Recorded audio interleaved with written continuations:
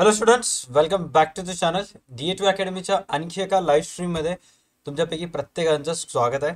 So आजकाल जास्तीत जास्त मी लाईव्ह स्ट्रीमच घेत आहे, व्हिडिओ वगैरे घेत नाही, कारण व्हिडिओ एडिटिंगला प्रॉब्लेम वगैरे होत आहे, खूप टाइम जात आहे. त्यामुळे लाईव्ह स्ट्रीमच थोडंसं कम्फर्टेबल वाटत आहे. All right. सो गाईज, आजच्या ह्या क्लासमध्ये आपल्याला जी भीती तुमच्यापैकी मॅक्सिमम जणांच्या मनामध्ये आहे, ती भीती आपल्याला संपुष्टात आणायचं आहे. आणि आज आपल्याला डिस्कस करायचं आहे analysis of financial statement. Right. महाराष्ट्रामध्ये जेवढेही सारे कॉलेजेस आहेत, खूप साऱ्या कॉलेजमध्ये स्टील आणखी हा चॅप्टर झालेला नाहीये. और काही काही कॉलेज असे आहेत तिथे शिकवलेत पण मुलांना समजलं नाहीये. और काही काही कोचिंग इन्स्टिट्यूटमध्ये आणखी वर्षभर टीचर ह्याच्याशी रिलेटेड एकही लेक्चर घेतलं नाही, बिकॉज हा चॅप्टर आहेच त्या पद्धतीचा. ओके. आपल्याला आजच्या ह्या क्लासमध्ये ह्या चॅप्टरशी रिलेटेड असणारी तुमची पूर्णच्या पूर्ण भीती घालवायची आहे. Number first. सेकंड, अशा पद्धतीने मी ह्या चॅप्टरमधले मेन पॉईंट्स तुम्हाला सांगणार आहे, जेणेकरून एक्झामवर मध्ये जर गणित आलं तर तुम्हाला 8 पैकी 8 मार्क मिळतील, प्लस या चॅप्टरचे ऑब्जेक्टिव्ह सुद्धा कम्प्लीट होतील. All right. आता सांगायला जर गेलं तर जे क्वेश्चन नंबर 3 आणि 4 आणि 5 आहेत, राईट. आता 4 आणि 5 मध्ये तुम्हाला 4 चॅप्टर्स दिलेले आहेत. क्वेश्चन नंबर 4 आणि क्वेश्चन नंबर 5 हे कॉमर्सच्या अकाउंटच्या पेपरमध्ये टोटल 16 मार्कासाठी 2 क्वेश्चन आहेत, म्हणजे 8 मार्कासाठी एक, 8 मार्कासाठी एक. आता क्वेश्चन नंबर 4 आणि 5 मध्ये कोणतेही चॅप्टर्स अल्टरनेटिव्हली येऊ शकतात as per new paper pattern. की क्वेश्चन नंबर 4 मध्ये डेथला इश्यू ऑफ शेअर्स ऑर येऊ शकते, आणि अनालिसिस ऑफ फायनान्शियल स्टेटमेंटला कम्प्युटर इन अकाउंटिंग ऑर येऊ शकते. ओके.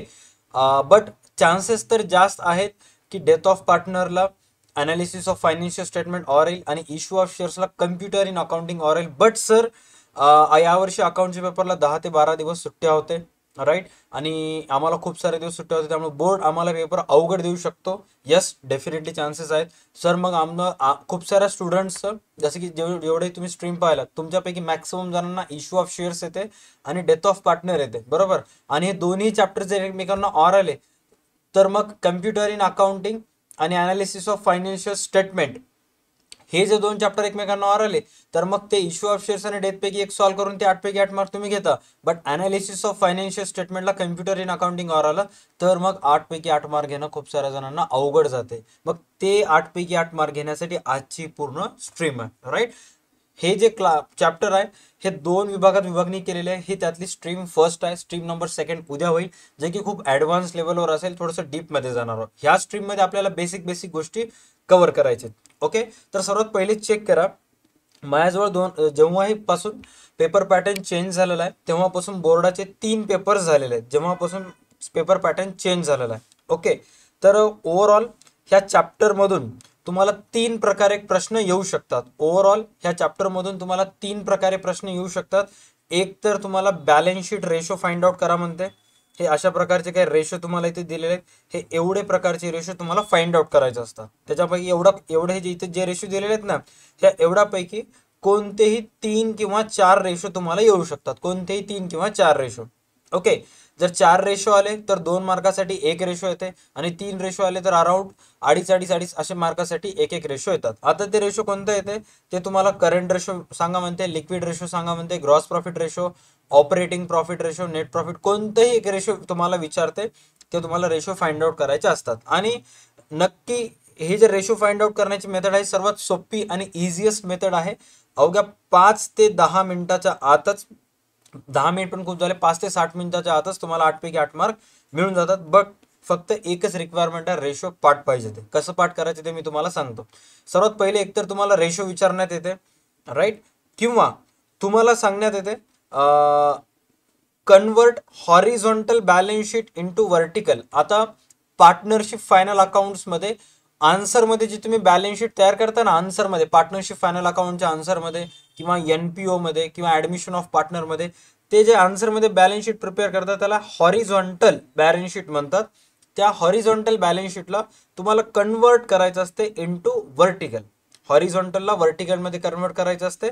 आणि त्याच्यामध्ये दुसरं टॉपिक आहे ट्रेडिंग आणि प्रॉफिट लॉस दिल्या जाते, आणि त्या ट्रेडिंग आणि प्रॉफिट लॉसला तुम्हाला व्हर्टिकल इन्कम स्टेटमेंटमध्ये कन्वर्ट करा म्हणते. ओके.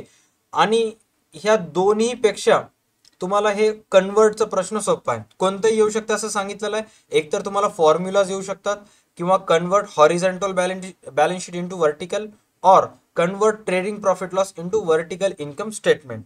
आणि त्याच्यानंतर सांगितलेलं आहे की देवाला रिक्वेस्ट करा की हे क्वेश्चन येऊ नये. हे क्वेश्चन आलं तर समजायचं खूप साऱ्या स्टुडंटचे 2 मार्क जातील.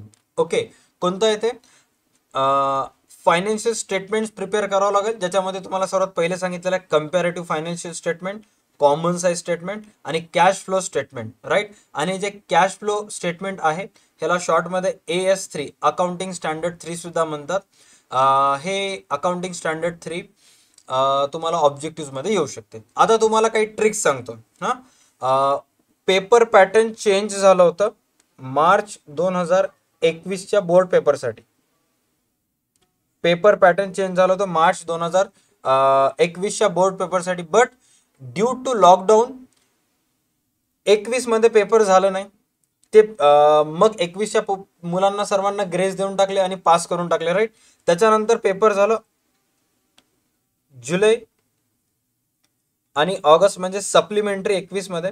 आणि सप्लिमेंटरी 2021 मध्ये जे पेपर झालं होतं ना, सप्लिमेंटरी 2021चा पेपर झाला होता, त्या सप्लिमेंटरी 2021च्या पेपरमध्ये स्टुडंट्सला हा प्रश्न आला होता, रेशो फाइंड आउट करा. ओके. आणि मग त्याच्यानंतर लास्ट इयर जेव्हा एक्झाम झाली होती, लास्ट इयर जेव्हा पेपर झाला होता, तर लास्ट इयरच्या पेपरमध्ये म्हणजे बोर्ड 2022 जेव्हा पेपर झाला होता, तर बोर्ड 2022 मध्ये स्टुडंटला प्रश्न आला होता कम्पॅरेटिव्ह बॅलन्स शीटचा. कम्पॅरेटिव्ह बॅलन्स शीटचा स्टुडंटला प्रश्न आला होता. तुम्हाला एक बॅलन्स शीट दिलेला आहे, त्याला कम्पॅरेटिव्ह मध्ये कन्वर्ट करा.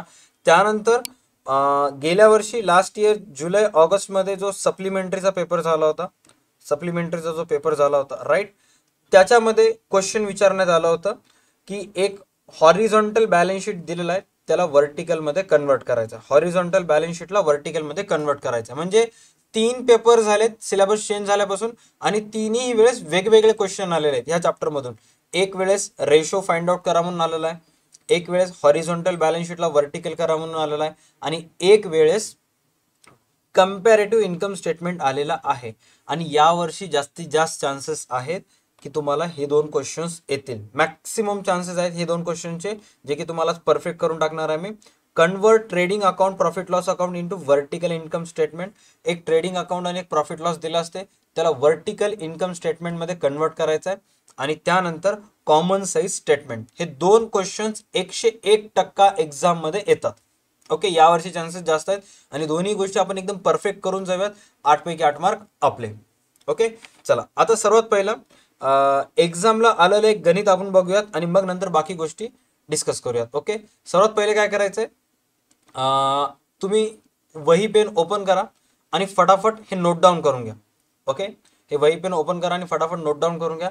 आणि खूप साऱ्या स्टुडंटची रिक्वायरमेंट येत आहे की सर एमसीक्यूची स्ट्रीम आपल्याला घ्यायचं आहे. अकाउंटचा जो पेपर आहे ना, अकाउंटचं पेपर आहे तुमचं नियर अबाउट 10 तारखेला दुपारी 3 वाजता अकाउंटचं पेपर आहे, बरोबर. आता 10 तारखेला दुपारी 3 वाजता अकाउंटचं पेपर आहे म्हणजे आपल्याला 10 तारखेला दिवसभर टाइम आहे. सकाळी 9ला जरी आपण चालू केलं तर 12-1 वाजेपर्यंत पूर्णच्या पूर्ण आपले कन्सेप्ट क्लिअर होऊन जातात. म्हणजे जेवढेही कन्सेप्ट त्याच्याशी रिलेटेड, एमसीक्यूशी रिलेटेड, ते पूर्ण कन्सेप्ट क्लिअर होऊन जातात. त्यामुळे आपल्याला जास्त काही असं एफर्ट्स घ्यावं लागणार नाही. Okay, done. चलो, आता मी तुम्हाला दर 2 मिनिटाला सारखं स्क्रीनवर गणित दाखवत जाईन, त्यानुसार आपल्याला गणित करायचं. ओके, तर सर्वात पहिलं प्रकारचं गणित येते. 1.5 तास द्या मला फक्त, ओनली 1.30 मिनिट्स किंवा 1.5 आवर्स. त्याच्यामध्ये पूर्ण चॅप्टर कव्हर करून टाकेन. हां, आता इथे चेक करा, इथे काय सांगितलेलं आहे, कॅल्क्युलेट करंट रेशो. तुम्हाला काही ॲसेट्स अँड लॅबिलिटीज देण्यात येतात. With the help of that तुम्हाला काही ॲसेट्स अँड लॅबिलिटीज कव्हर करावं लागतं, राईट. आता इथे चेक करा, इथे काय सांगितलेलं आहे, calculate current ratio, gross profit ratio, net profit ratio, liquid asset, liquid liabilities and liquid ratio. Sir आम्हाला एक्झाममध्ये एवढे सगळे येतात का? नाही, तुम्हाला ह्या 5 ते 6 रेशोपैकी कोणतेही 3 रेशो येतात. हे जिथे तुम्हाला 5 ते 6 रेशो दिसालेत ना, यापैकी कोणतेही 3 रेशो तुम्हाला फाइंड आउट करायचे असतात. एकदम इझी आहे, स्टेप बाय स्टेप मी तुम्हाला सांगतो. ओके, तर सर्वात पहिले चेक करा, आपल्याला कोणतं रेशो फाइंड आउट करा म्हणून सांगितलेलं आहे. सर आपल्याला सर्वात पहिले फाइंड आउट करा म्हणलेलं आहे करंट रेशो, राईट. चला, वही पेन ओपन करा फटाफट आणि एका ब्लँक पेजवर या. तिथं असं लिहा, नंबर फर्स्ट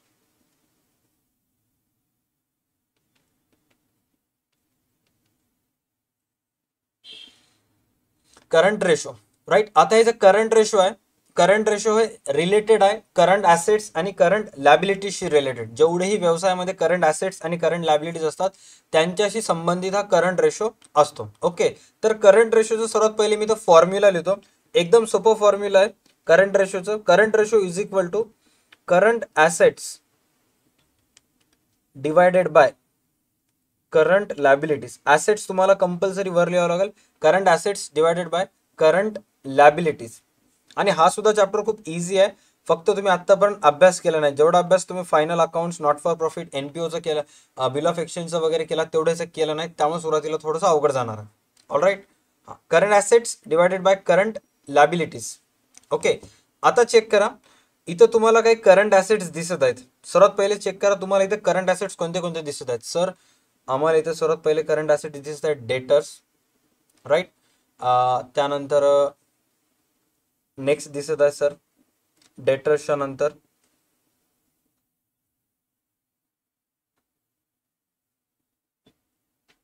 स्टॉक आणि त्यानंतर लूज टूल्स. असे तीन आपल्याला ॲसेट दिसत आहेत. Debtors, stock and loose tools, हे तीन ॲसेट्स आपल्याला करंट ॲसेट दिसत आहेत. फटाफट कमेंट सेक्शनमध्ये सांगा तीन ॲसेट्स तुम्हाला दिसले का. कोणते कोणते तीन ॲसेट आहेत सर? डेटर्स, स्टॉक आणि लूज टूल्स, राईट. चला या करंट ॲसेट्स लिहिल्यानंतर इथे लिहा करंट ॲसेट्समध्ये सर्वात पहिले लिहा डेटर्स, स्टॉक आणि लूज टूल्स, किंवा तुम्ही असं सुद्धा लिहू शकता करंट ॲसेट्स आणि त्यांची बेरीज 90, 45, 15.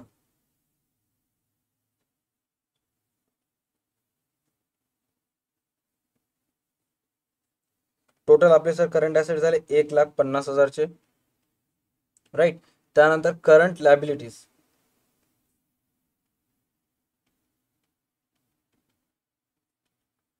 करंट लॅबिलिटीज चेक करा किती आहेत कमेंट सेक्शनमध्ये. कोणते कोणते आहेत करंट लॅबिलिटीज? सर क्रेडिटर्स आहे काय, बिल्स पेबल आहे काय, आणि सर बँक ओव्हरड्राफ्ट, असे तीन करंट लॅबिलिटीज आहेत. तीन करंट ॲसेट्स होते आणि तीन करंट लॅबिलिटीज आहेत, राईट. इथे लिहा 45, 30 आणि 15. लिहून टाका 45, 30 आणि 15.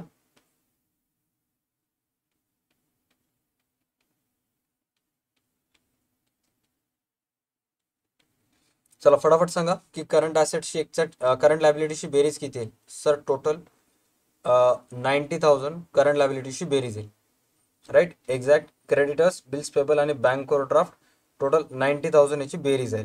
आता हे एवढं तर बेसिक तुम्हाला येते, फक्त तुम्हाला एवढं पाठ करायचं आहे. एवढं पाठांतर केल्यानंतर हे तर तुम्ही इझिली त्याला एक्सपेन्शन करू शकता. ओके, चलो.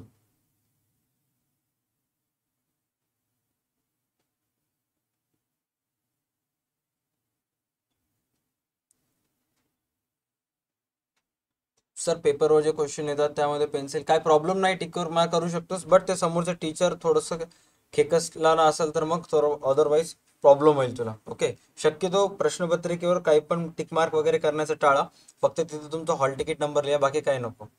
ओके, चलो बेरीज करा. किती आले? 1,50,000 आणि 1,90,000, राईट. फक्त आता तुम्हाला काय करायचं, संक्षिप्त रूप द्यायचं आहे. जसं इथे तुम्ही मांडणी केला त्याप्रमाणे इथं असं संक्षिप्त रूप द्यायचं आहे. उदाहरणार्थ इथं करंट ॲसेट्स आहेत 1,50,000चे अँड करंट लायबिलिटीज आहेत 90,000चे. चला संक्षिप्त रूप द्या आणि चेक करा एक्झॅक्ट किती रुपये येत आहे. हा क्वेश्चन नंबर 4 आणि 5 मध्ये येणारा प्रश्न आहे. कोणत्या ह्याच्यामध्ये येऊ शकतो? क्वेश्चन नंबर 4 आणि 5 पैकी कोणत्या ह्याच्यात येऊ शकतो? ओके, चेक करा. 1,50,000 भागिले 90,000. संक्षिप्त रूप द्या, जसं कॅपिटल रेशो काढता की नाही पार्टनरशिप फायनल अकाउंट्स मध्ये कॅपिटल रेशो, त्या पद्धतीने चेक करा रेशो किती येईल आणि कमेंट सेक्शन मध्ये सांगा आन्सर. स्टुडंट जे व्हिडिओज पाहत आहेत त्यांनी जर उत्तर देत असतील कमेंट सेक्शन मध्ये तर बाकीचे स्टुडंट्स चॅटिंग करणं बंद करतील.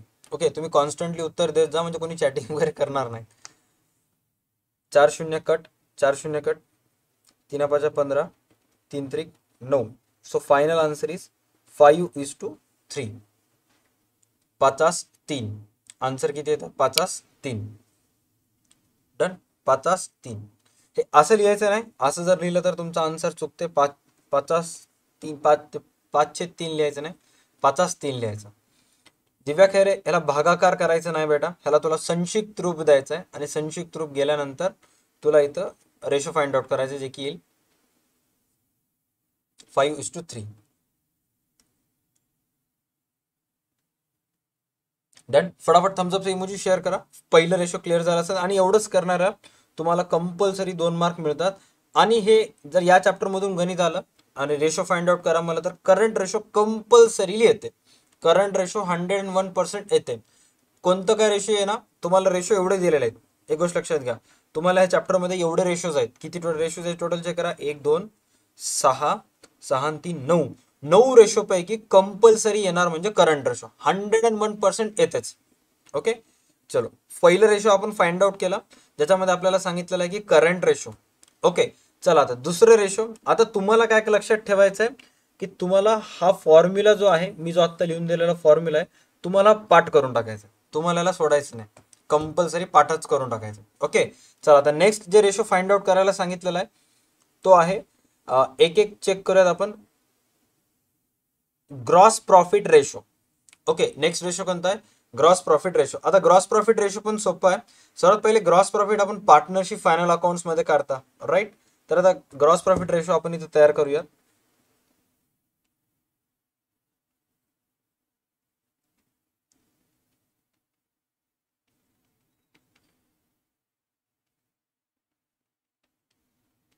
ग्रॉस प्रॉफिट रेशोचा फॉर्म्युला आहे,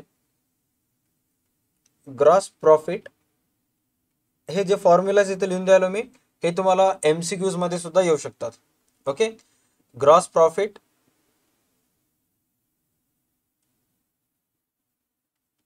डिवायडेड बाय नेट सेल्स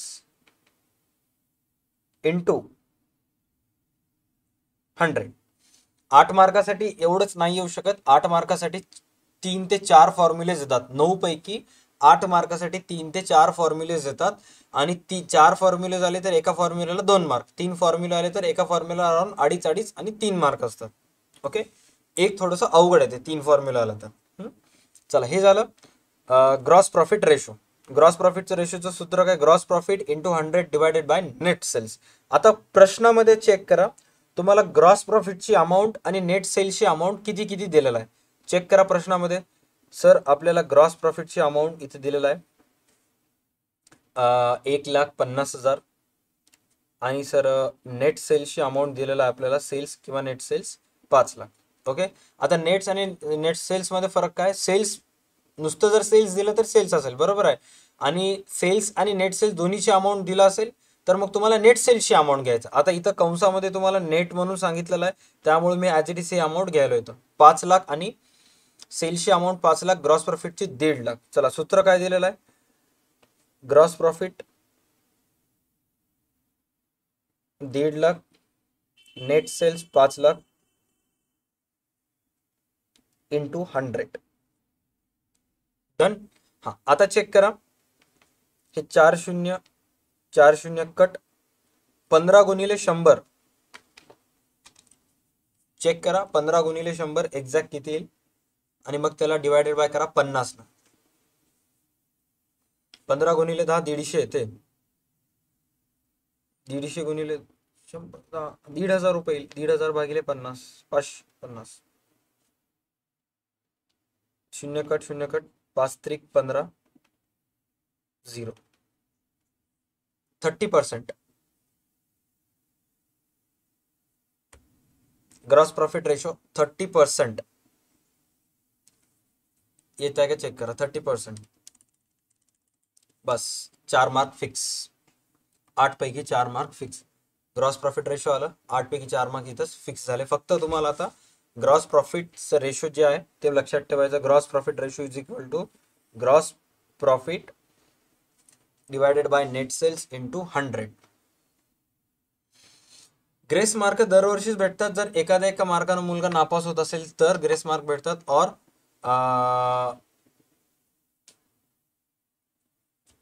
किंवा मग त्याच्यानंतर स्पोर्ट्समध्ये असेल तर टक्केवारी भेटतात. आता इथं गायत्रीचा एक इम्पॉर्टंट प्रश्न आलेला की सर मागच्या वेळेस सर आपण इथं 1.5 लाख भागिले 90,000 केलं होतं, मग इथं रेशो आलं.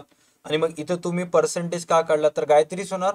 ज्या ज्या गणितामध्ये किंवा ज्या ज्या फॉर्म्युलाजमध्ये ग्रॉस प्रॉफिट नेट सेल्स नंतर किंवा कोणतेही असू दे समोर गुणिले आणि 100 असेल तर मग ते एक्सपेक्ट करायचं की आउट ऑफ 100 किती पर्सेंट येईल.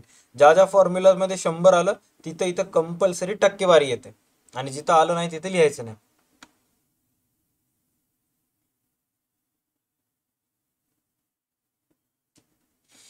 अनरेकॉर्डेड ऍसेट एस्टिमेटेड 4,500 शोरफॉल 1,500 डिझोल्युशन मध्ये काय होते. Bank account ER to realisation account CR. साधं सिंपल. ओके चला नेक्स्ट. हे दोन रेशो क्लिअर झाले. फटाफट थम्सअपचे इमोजी शेअर करा. मग आपण तिसऱ्या रेशोकडे जाऊयात.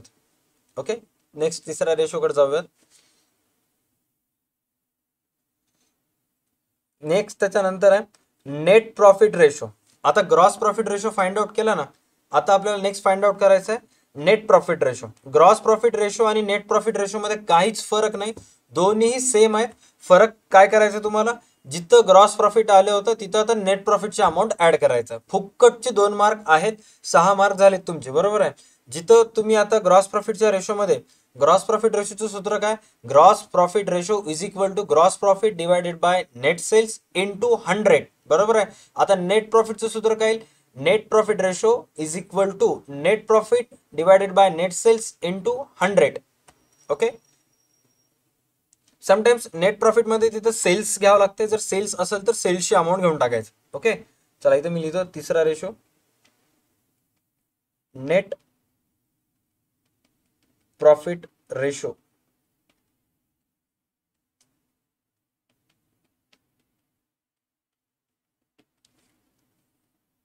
Net profit into sales. इथं नेट सेल्स आणि इथं सेल्स. सर सेल्स आणि नेट सेल्स मध्ये डिवाइड काय, जी अमाऊंट ट्रायल बॅलन्स मध्ये देण्यात येते त्याला सेल्सची अमाऊंट म्हणतात. राईट. आणि जी अमाऊंट तुम्ही ट्रेडिंग अकाउंटच्या सीआर साईडला आउटर कॉलम मध्ये लिहितात ते नेट सेल्सची अमाऊंट. ओके जास्त काय डिफरन्स नाही. हा आता चेक करा की आपलं या गणितामध्ये नेट प्रॉफिट किती आहे. सर गणित अगोदर शो करा आम्हाला. इथे चेक करा नेट प्रॉफिट इथे दिसायला. नेट प्रॉफिट आहे 1,00,000. ओके 1,00,000 आणि सेल्स 5,00,000.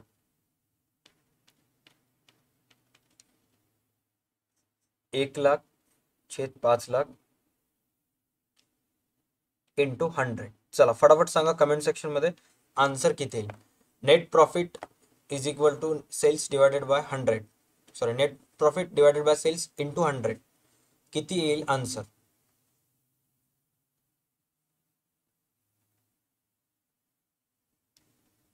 नाही 50% येऊ शकत नाही. दिव्या खैरेचा फर्स्ट आन्सर आलेला आहे 20%. माधवचा आन्सर आलेला आहे 20%. गायत्री सोनारचा आन्सर आलेला आहे 20%.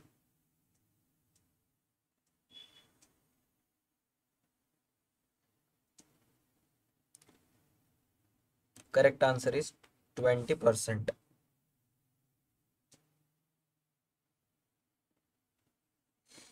20%. राईट. चला फटाफट थम्सअपचा इमोजी शेअर करा. हे सुद्धा कव्हर झालं असेल तर. 3 रेशो कव्हर झाले आपले. Current ratio, gross profit ratio आणि नेट प्रॉफिट रेशो. आणि तिन्हीच्या तिन्ही सोपे आहेत. जास्त रॉकेट सायन्स नाही त्याच्यामध्ये. ओके. आणि हे जे क्वेश्चन तुम्ही स्ट्रीम मध्ये व्हायलेत ना हेच तुम्हाला एक्झाम मध्ये जाताना रिवाइज करून जायचं. हेच येतील. फक्त कमी जास्त काय होईल याच्यामध्ये, जे अमाऊंट मी इथे घेतलो ना ते इथे 90,000च्या ऐवजी मे बी इथं एक्झाम 60,000 देईल, 45,000च्या ऐवजी 55,000 देईल, असं काहीतरी देतील. बट हेच येतील. हे सोडून दुसरे तिसरे येत नाही. ओके चला आता नेक्स्ट आहे लिक्विड ऍसेट्स. Liquid assets. आता लिक्विड ऍसेट्सला दुसरं नाव आहे फ्लोटिंग ऍसेट्स. लिक्विड ऍसेट्सला दुसरं नाव आहे फ्लोटिंग ऍसेट्स. कन्फ्यूज मध्ये जायचं नाही. लिक्विड ऍसेटला दुसरं नाव दिलेलं आहे फ्लोटिंग ऍसेट्स. जसं पाणी असं तरंगते फ्लोट होते तसं याला दुसरं नाव दिलेलं आहे फ्लोटिंग ऍसेट्स. ओके चला आता याचं एक एक एक एक एक टप्प्यात कार्यक्रम करूयात आपण. सर्वात पहिले या इथल्या चौथं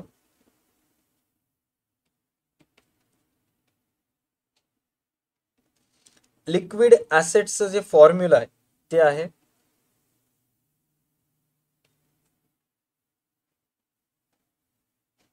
करंट ऍसेट्स.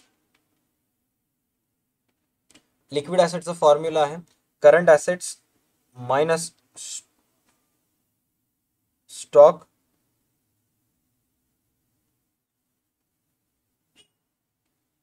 Prepaid expenses. हा, जेवढेही बिझनेसचे करंट ॲसेट्स आहेत, नीट लक्षात घ्या, जेवढेही बिझनेसचे करंट ॲसेट्स आहेत त्या करंट ॲसेट्स मधून जर तुम्ही स्टॉक आणि प्रीपेड एक्सपेन्सेस मायनस केलात, stock and prepaid expenses minus केलात, तर जी अमाऊंट तुम्हाला मिळते त्या अमाऊंटला लिक्विड ॲसेट्स म्हणतात. त्या अमाऊंटला काय म्हणतात? Liquid assets. तुमच्या पुस्तकीमध्ये जे ऑब्जेक्टिव्ह ज्या चॅप्टरचे दिलेले आहेत त्या चॅप्टरच्या ऑब्जेक्टिव्हच्या पेजवर जर चेक करत असाल तर तिथे लिक्विड ॲसेटचा फॉर्म्युला दिलेला आहे आणि हे फॉर्म्युला तुम्हाला रिकाम्या जागा भरामध्ये सुद्धा येतात.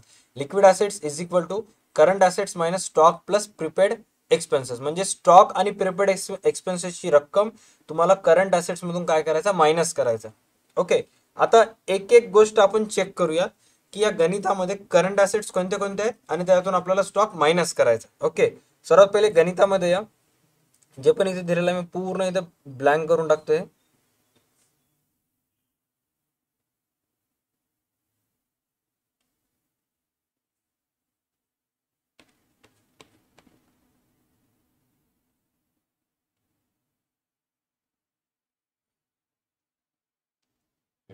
चला आता चेक करा करंट ॲसेट्स कोणते कोणते आहेत. सर सर्वात पहिले करंट ॲसेट्स मध्ये डेटर्स येते,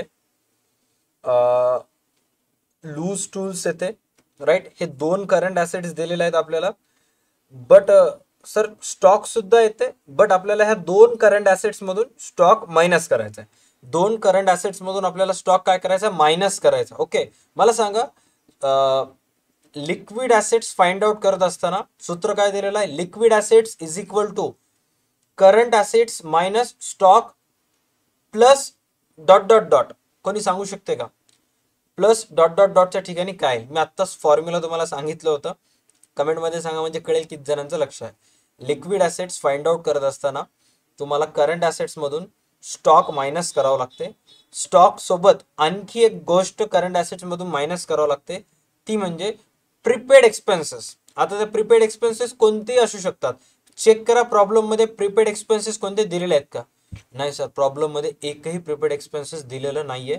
म्हणजे सर आता आपल्याला काय काम करायचं आहे? करंट ॲसेट्स घ्यायचे. करंट ॲसेट्स कोणते कोणते आहेत? डेटर्स आणि लूज टूल्स. त्या डेटर्स आणि लूज टूल्स मधून आपल्याला स्टॉक मायनस करायचा म्हणजे आपल्याला लिक्विड ॲसेट्स मिळतील. ओके, चला चेक करा. डेटर्सची अमाऊंट किती आहे? सर डेटर्सची अमाऊंट 90,000 आहे, लूज टूल्स 15,000 आहे. 90 प्लस 15 बेरीज किती होतात? सर 90 प्लस 15 होतात 1,05,000. त्यातून स्टॉक 45,000 मायनस करायचा. ओके, चला या करंट ॲसेट्स मध्ये 90 प्लस 15 मायनस 45,000.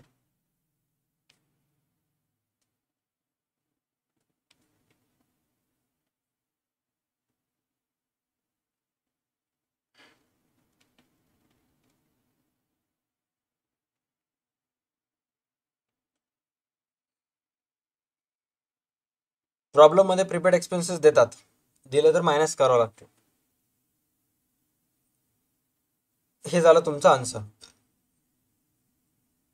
सोपं आहे, जास्त काही अवघड नाही. हे झालं liquid assets.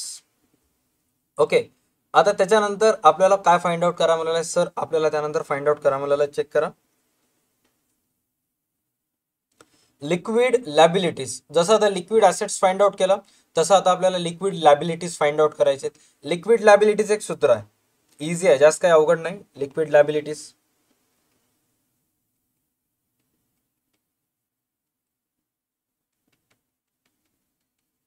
Liquid liabilities is equal to current liabilities minus bank overdraft. Bank overdraft means आपण बँकेचे देणं बाकी असलेले पैसे प्लस ॲडव्हान्स. जर आपण कोणाकडून जर घेतले असेल तर, म्हणजे करंट लॅबिलिटीज मधून जर bank overdraft plus advance minus केलात तर तुम्हाला लिक्विड लॅबिलिटीज मिळते. काय काय मायनस करायचं तुम्हाला लिक्विड लॅबिलिटीज फाइंड आउट करण्यासाठी? करंट लॅबिलिटीज मधून बँक ओव्हरड्राफ्ट प्लस ॲडव्हान्सेस जर आपण कोणाकडून घेतला असाल तर ते तुम्हाला मायनस करायचं. ओके, आता चेक करूयात सर्वात पहिले की गणितामध्ये कोणते कोणते लिक्विड करंट लायबिलिटीज दिलेले आहेत आणि मग बँक ओव्हरड्राफ्ट आणि ऍडव्हान्स आहे का ते चेक करूयात. ओके, तर हे आत्ताच होतं गणित. सर्वात पहिले मी ब्लँक पुसून टाकतो, एक सेकंड. हा, आता चेक करा फॉर्म्युला काय दिलेला आहे. Liquid liabilities is equal to current liabilities मधून मायनस करायच्या बँक ओव्हरड्राफ्ट आणि ऍडव्हान्सेस. ओके, करंट लायबिलिटीज कोणते कोणते आहेत सर? करंट लायबिलिटीज आहे सर्वात पहिले क्रेडिटर्स, बिल्स पेबल्स, राईट. त्याच्यानंतर सर स्टॉक येते असेट, लूज टूल्स येते असेट, बँक ओव्हरड्राफ्ट तर आपल्याला या दोन्ही मधून मायनस करायचं आहे. ऍडव्हान्सेस वगैरे काय दिलेलं आहे का? ऍडव्हान्सेस वगैरे काहीच दिलेलं नाही, राईट. मग दोनच आहेत, क्रेडिटर्स आणि बिल्स पेबल. त्याच्यामधून तुम्हाला बँक ओव्हरड्राफ्ट काय करायचं आहे? मायनस करायचं. ओके, चला या इथे लिहून टाकूयात. क्रेडिटर्स आणि बिल्स पेबल्स. क्रेडिटर्सची अमाऊंट तुम्हाला दिले होतं 45,000 आणि बिल्स पेबल तुम्हाला दिलं होतं 30,000. त्यातून मायनस करा 15,000.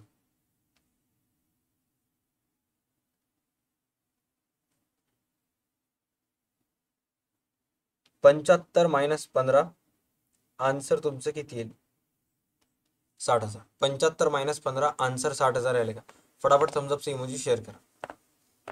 येस सर, आन्सर 60,000 येत आहे.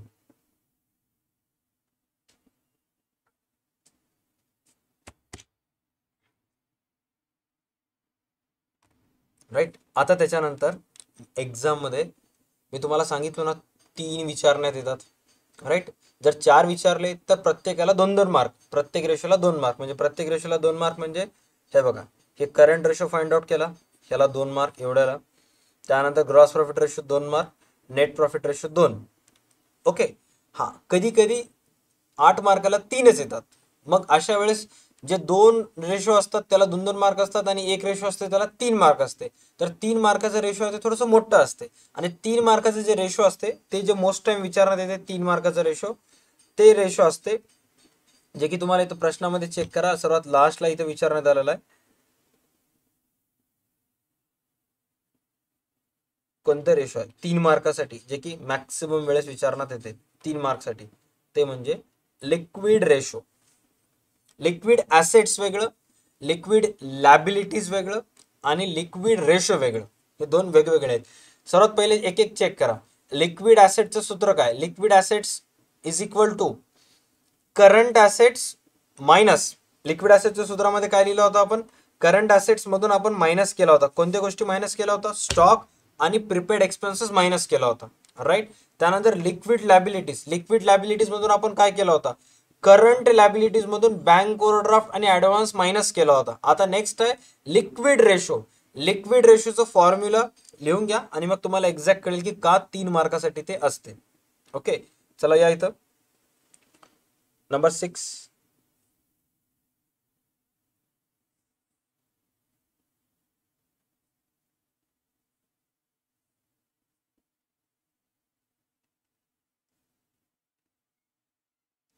Liquid ratio. आता लिक्विड जे रेशो आहे ह्याला दुसरं नाव आहे क्विक रेशो. दुसरा आहे ऍसिड टेस्ट रेशो. त्याला दुसरं नाव आहे acid test ratio. Liquid ratio, quick ratio, acid test ratio. आता एक्झाम मध्ये तुम्हाला प्रश्न येते odd one out. Liquid ratio, quick ratio, acid ratio आणि liquid asset ratio. Liquid asset ratio असं येते. तर मग काय वाटते कशाला तुम्ही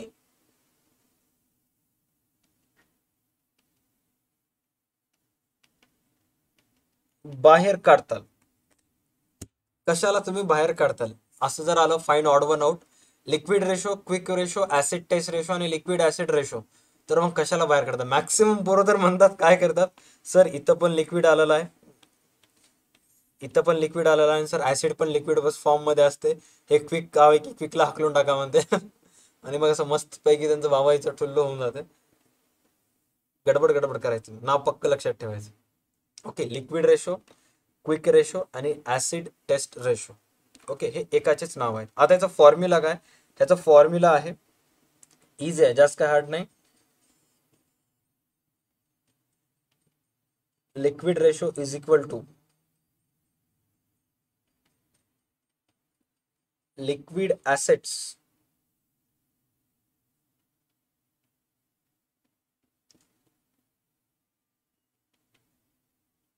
divided by liquid liabilities. Liquid assets divided by liquid liabilities. Okay, check करा आता. सर लिक्विड ॲसेट्स आपण काढला होता, लिक्विड लायबिलिटीज पण काढला होता. चेक करा, चेक करा. गणित क्रमांक 4, इक्वेशन नंबर जे 4 आणि 5 तुम्ही सॉल्व्ह केला होता त्यामध्ये चेक करा दोन्हीचे अमाऊंट किती आहेत. सर दोन्हीचे अमाऊंट किती हजार आहेत? 60,000 आहेत. इथं 60, इथं 60. प्रश्नामध्ये इथं 100 आहे का? नाही. 100 असेल तर इथं पर्सेंटेज येत होता इथं, बरोबर आहे. 100 दिलं नाही, त्यामुळे आता काय आन्सर रेशो फॉर्म मध्ये येईल. रेशो फॉर्म काय? 60,000 चे 60,000 एकास एक. तुम्हाला ऑब्जेक्टिव्ह मध्ये पण येते. Generally liquid ratio is dot dot dot. Generally सर्वसामान्यपणे जे लिक्विड रेशो असते ते काय असते? 1:1. लिक्विड रेशो कसं असते? 1:1. राईट, एकास एक. तुमच्या पुस्तकात ऑब्जेक्टिव्ह मध्ये पण आहे. Generally liquid ratio is dot dot dot. Generally liquid ratio is 1:1. सर्वसामान्यपणे लिक्विड रेशो जे असते ते एकास एक असते. ओके, हा. आता एक गोष्ट आहे जे की आता आपण gross profit ratio find out केला होता, राईट. हे ग्रॉस प्रॉफिट रेशोचं एकदम इझिएस्ट वे आहे, एकदम सोपं. एक्झाम मध्ये तुम्हाला याला अवघड पण करतात. ग्रॉस प्रॉफिट रेशो हे जे आहे ना, एक्झाम मध्ये त्यांनी अवघड पण करू शकतात. कशा पद्धतीने अवघड करू शकतात? काही या पद्धतीने अवघड करू शकतात. पेज नंबर 367 एक वेळेस चेक करायचंय, और ह्या व्हिडिओचा नेक्स्ट पार्ट तुम्हाला बघायचा आहे, जो की पेपरच्या अगोदरच लाईव्ह स्ट्रीम मध्ये अपलोड करण्यात येईल. जर तुम्हाला टाइम नसेल तर तुम्ही पेज नंबर 367 चेक करू शकता, और या व्हिडिओचं नेक्स्ट पार्ट बघायचं. ओके, सध्यापुरतं एवढंच. And that's it. हे असं जर फॉर्म्युलाज केलात, आता इथे किती फॉर्म्युले होते चेक करा. 1 2 3 4 5 6 फॉर्म्युलेज होते, राईट. या 6 पैकी कोणतेही एक्झामला 3 और 4 येऊ शकतात. तुम्हाला प्रिपेअर्ड राहायचं आहे. ओके, आता जे स्टुडंट्स लेट जॉईन झाले आहेत त्यांना मी सांगतो की तुम्हाला या चॅप्टर मधून एक तर अशा पद्धतीचे रेशो विचारण्यात येतात, जे की आत्ता आपण रेशो पूर्णच्या पूर्ण डिस्कस केला. आलं तर आत्ता जे मी गणित दिलेलं आहे तसंच गणित येते, ते सोडून दुसरं कोणतंच गणित येत नाही. सपोज सर आता रेशोचं विचारायचं आलं नाही, राईट.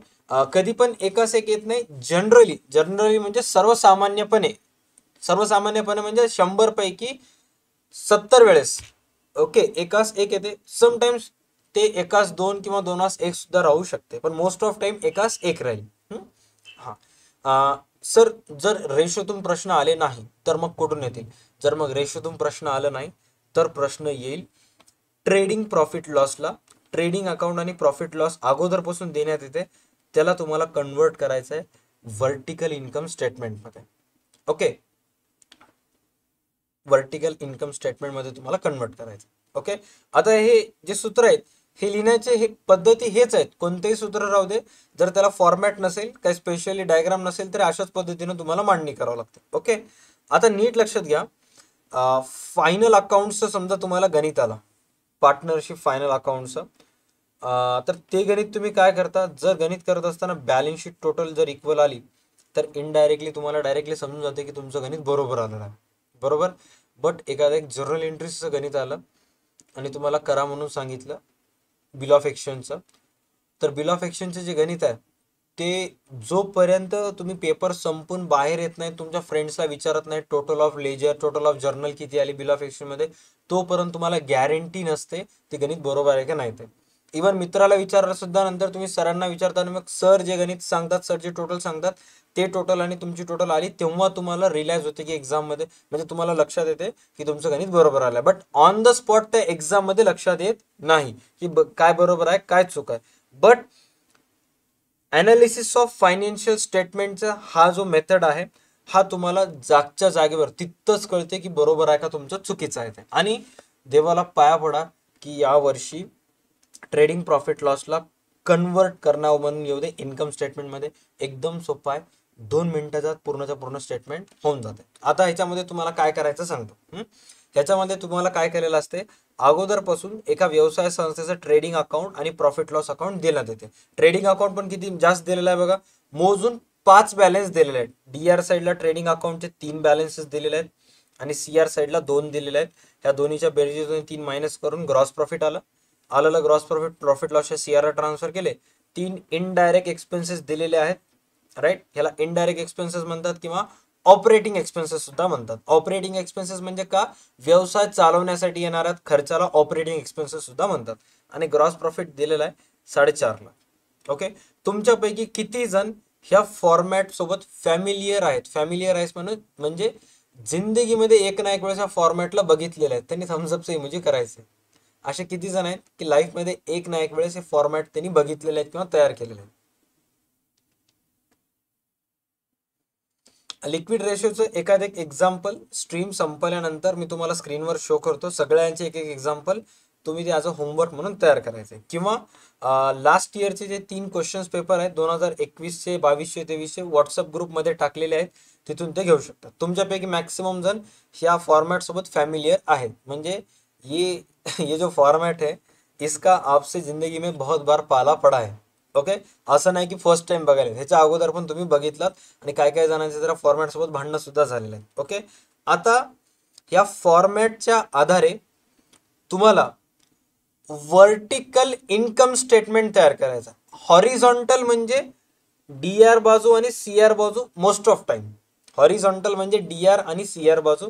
व्हर्टिकल स्टेटमेंट मीन्स हे अशा पद्धतीचं असते, जसं ट्रायल बॅलन्स तुम्ही तयार करता ना, पर्टिक्युलर रुपीज, हे अशा पद्धतीचे जे फॉर्मॅट असते त्याला व्हर्टिकल म्हणतात. हे वरून खाली येत असते त्यामुळे त्याला व्हर्टिकल, मजाक करायला तुम्हाला लक्षात राहावं म्हणून, हे वरून असं खाली येतं त्यामुळे व्हर्टिकल.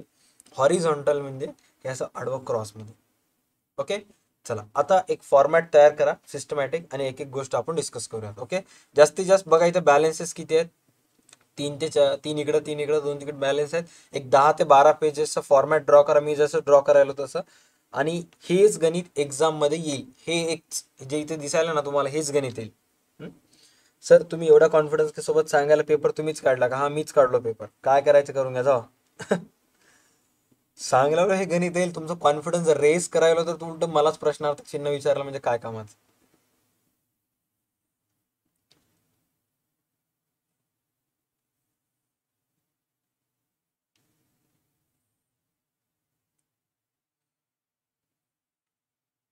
बस जसं जर्नल एंट्रीजचं फॉर्मॅट ड्रॉ करता सेम तसं ड्रॉ करायचं आहे. जर्नल एंट्रीजमध्ये आपण काय करता, डेट, पर्टिक्युलर, डेबिट, क्रेडिट लिहिता, राईट. तसं इथे लिहायचं नाही.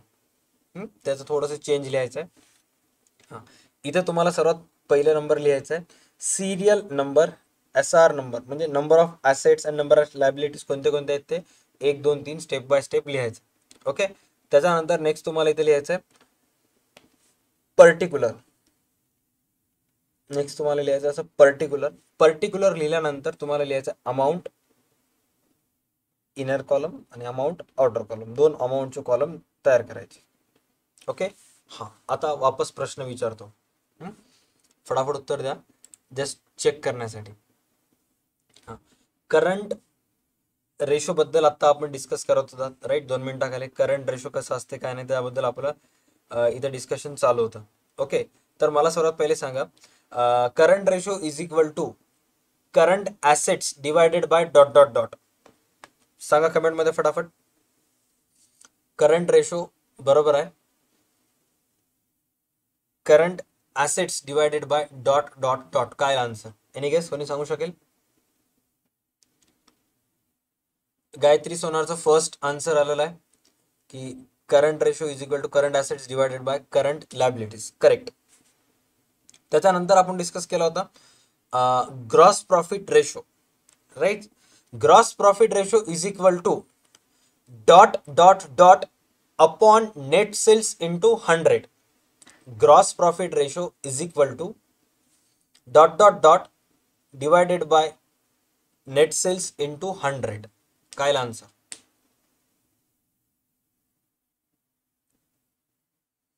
Gross profit ratio is equal to dot dot dot upon net sales into 100. Gross profit in upon net sales into 100 gross profit आहे त्याचा आन्सर, राईट. त्याच्यानंतर आहे net profit ratio. Net profit रेशोचं फॉर्म्युला काय, net profit ratio is equal to dot dot dot divided by sales into 100. Into 100 ज्या ज्या सूत्रामध्ये येईल समजून घ्यायचं, त्या सूत्रामध्ये आन्सर पर्सेंटेज मध्ये येणार आहे. विक्रमादित्य, मी डेथ ऑफ पार्टनर सॉल्व्ह करणार आहे. डेथ ऑफ पार्टनरला जर बेटा इश्यू ऑफ शेअर्स अवघड आलं तर मग काय सॉल्व्ह करशील, अनालिसिस ऑफ फायनान्शियल स्टेटमेंट आणि कम्प्युटर इन अकाउंटिंग पैकी net profit into sales, net profit divided by sales into 100. Okay. हा, त्याच्यानंतर नेक्स्ट आपण डिस्कस केला होता आता लिक्विड ऍसेट्स. लिक्विड ऍसेट्स बरोबर आहे current assets minus dot dot dot. Liquid assets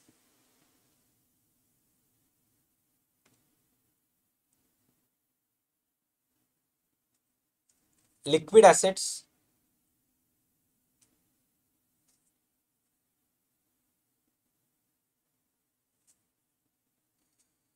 liquid assets is equal to current assets minus dot dot dot. Liquid assets जर आलं एक्झाम मध्ये तर त्याचं सूत्र काय, current assets minus stock plus prepaid expenses, minus stock plus prepaid expenses. म्हणजे liquid asset जर find out करायचं असेल तर तुम्हाला करंट ऍसेट्स मधून stock and prepaid expenses minus करायचे, त्यामुळे stock plus prepaid expenses minus करायचे. ओके. त्याच्यानंतर नेक्स्ट आहे liquid liabilities. Liquid liabilities is equal to current assets, sorry, liquid liabilities is equal to current liabilities minus dot dot dot. Sir liquid liabilities चं सूत्र आहे, liquid liabilities मधून आपल्याला दोन गोष्टी मायनस कराव्या लागतात, बँक ओव्हरड्राफ्ट आणि ऍडव्हान्स. बरोबर आहे.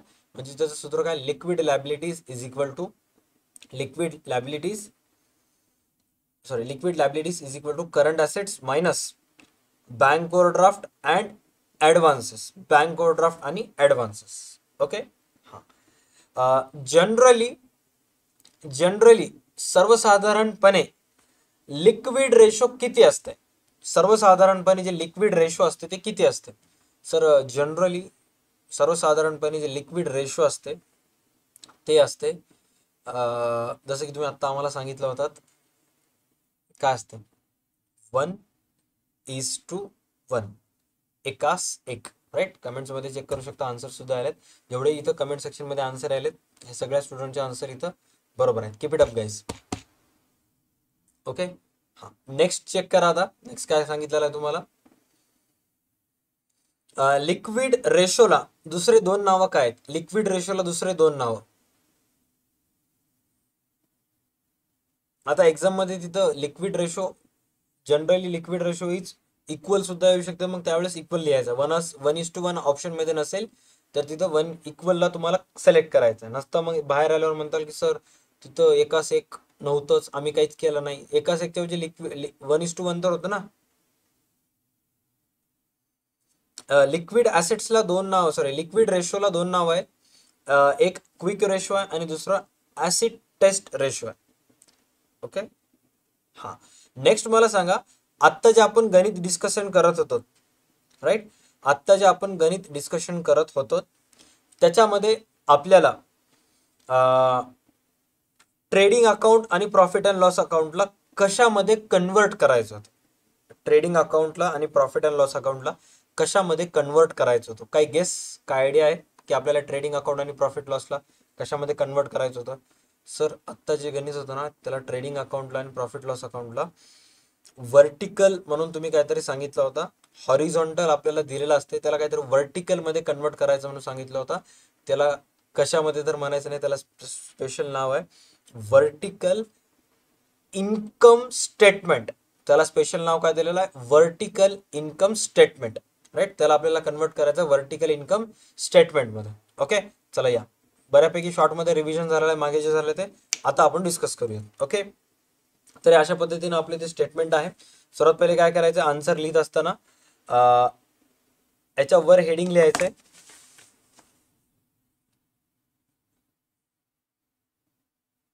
Income statement.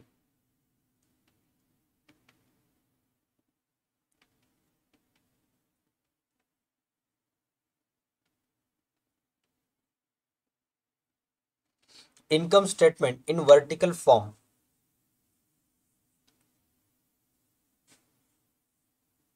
Income statement in vertical form. Okay, आता साधा एक बेसिक प्रश्न विचारतो तुम्हाला. सपोज तुम्ही दिवसाच्या सुरुवातीला किंवा वर्षाच्या सुरुवातीला किंवा महिन्याच्या सुरुवातीला म्हणा एक 25,000 रुपयाची वस्तू खरेदी केलात, राईट, आणि ते मार्केटमध्ये 80,000 रुपयाला विकलात, तर तुमचा फायदा किती? 25ला खरेदी केला, मार्केटला 80ला विकला, तर तुमचा फायदा किती? सर आपण 25ला खरेदी केला आणि मार्केटमध्ये 80ला विकायला, म्हणजे सर आपल्याला काय काम करायचं आहे? 80 मधून 25 मायनस करायचे, राईट. 80 मधून 25 मायनस का? तर सर हे आपल्याला मिळालेलं उत्पन्न आहे, राईट, आणि आपण केलेला खर्च किंवा कॉस्ट आहे. आपण केलेला खर्च किंवा काय कॉस्ट आहे, म्हणजे आपलं प्रॉफिट किती आहे?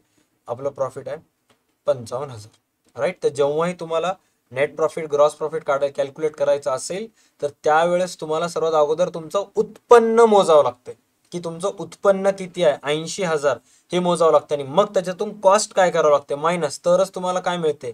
तुमचं व्यवसायाला असणारे जीपी किंवा एनपी, राईट.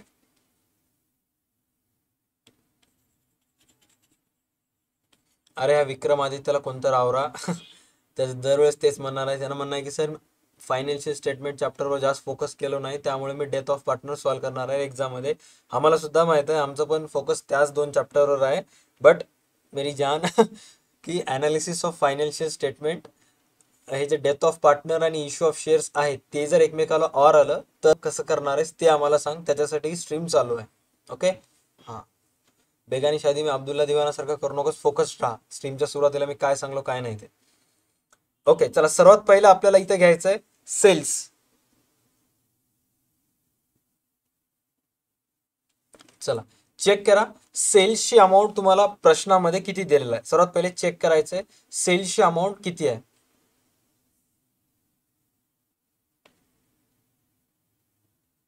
सर सेल्सची अमाऊंट दिलेला आहे 12 लाख. सेल्सची अमाऊंट किती दिलेला आहे? 12 लाख, राईट. तर सर्वात पहिले ते या सेल्सची अमाऊंट इथे लिहून टाकायचं असं 12 लाख रुपये, 12 लाख. मी आत्ताच सांगितलं की 12 लाख रुपये का घ्यायला, कारण सर्वात अगोदर आपल्याला इन्कम मोजायचं आहे की आपल्याला एक्झॅक्ट इन्कम किती झालेला आहे. ओके, आणि मग त्या झालेल्या इन्कम मधून आपल्याला कॉस्ट मायनस करायचे, ज्या ज्या गोष्टीवर आपण खर्च केला त्याच्यानंतर आपल्याला ग्रॉस प्रॉफिट मिळणार. ओके, आता नीट लक्षात घ्या, हे जे दिलेलं आहे ना हे हॉरिझॉन्टल स्टेटमेंट आहे, हॉरिझॉन्टल स्टेटमेंट आहे, राईट. फक्त या हॉरिझॉन्टलला व्हर्टिकल करायचं आहे. आपल्याला ह्याचे नेट रिझल्ट चेंज करायचे नाहीयेत. जसं ट्रायल बॅलन्सच्या आधारे आपण ग्रॉस प्रॉफिट नेट प्रॉफिट वगैरे फाइंड आउट करतो, ते आपण नेट रिझल्ट चेंज करायला. इथं दिलेले जे रिझल्ट आहेत त्याला फक्त आपल्याला कन्वर्ट करायचं आहे हॉरिझॉन्टलचं व्हर्टिकल. हॉरिझॉन्टलचं व्हर्टिकल केल्यानंतर gross profit as it is 3 लाखला 3 लाखच राहील, नेट प्रॉफिट 4.5 लाखला 4.5 लाख राहील. फक्त जे स्टेटमेंट आहे ते हॉरिझॉन्टलचं आपल्याला व्हर्टिकल करायचं.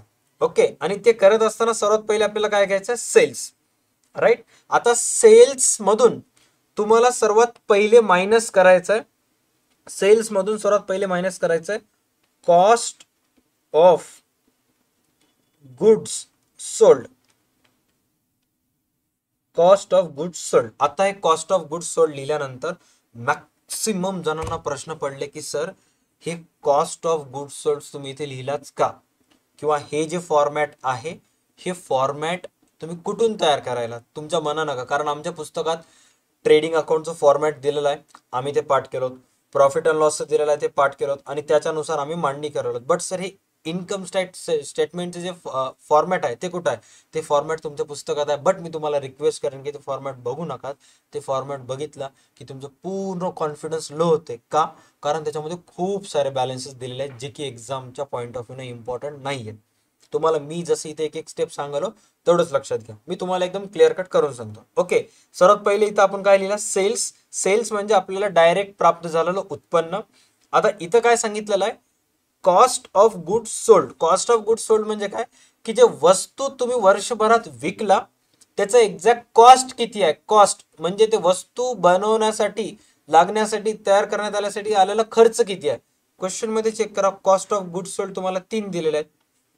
सर्वात पहिले परचेस केला, वेजेस आणि ओपनिंग स्टॉक हे असतात cost of goods sold. Cost of goods sold means expenses directly related to the production आणि त्यांची टोटल म्हणजे कॉस्ट ऑफ गुड्स सोल्ड. वस्तू बनवण्यासाठी किंवा बनवत असताना जो खर्च लागायला त्याला म्हणतात कॉस्ट ऑफ गुड्स सोल्ड. म्हणजे वस्तू विकत असताना किंवा जे जे वस्तू तुम्ही विकला त्या वस्तू विकण्याचा एक्झॅक्ट कॉस्ट किती आहे, कॉस्ट प्राइस. ओके, चला तिन्हीची बेरीज करा. सर्वात पहिले इथे एका खाली एक लिहून टाका कॉस्ट ऑफ गुड्स सोल्ड मध्ये.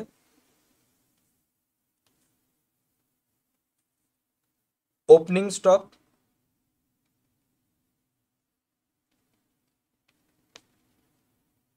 Purchase and wages. Purchase, wages.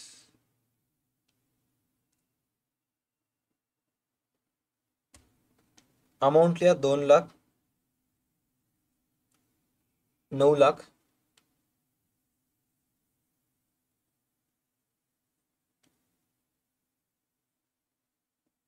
आणि 1,00,000.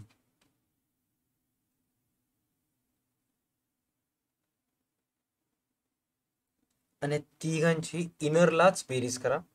तिघांची इनरला बेरीज किती आली चेक करा.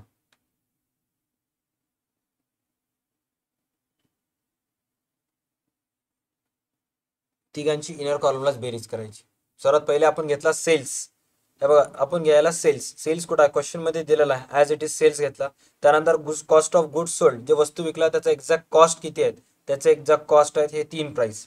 ओके, हे 3 प्राइस ॲज इट इज इथं लिहून टाकला कॉस्ट ऑफ गुड्स सोल्ड मध्ये.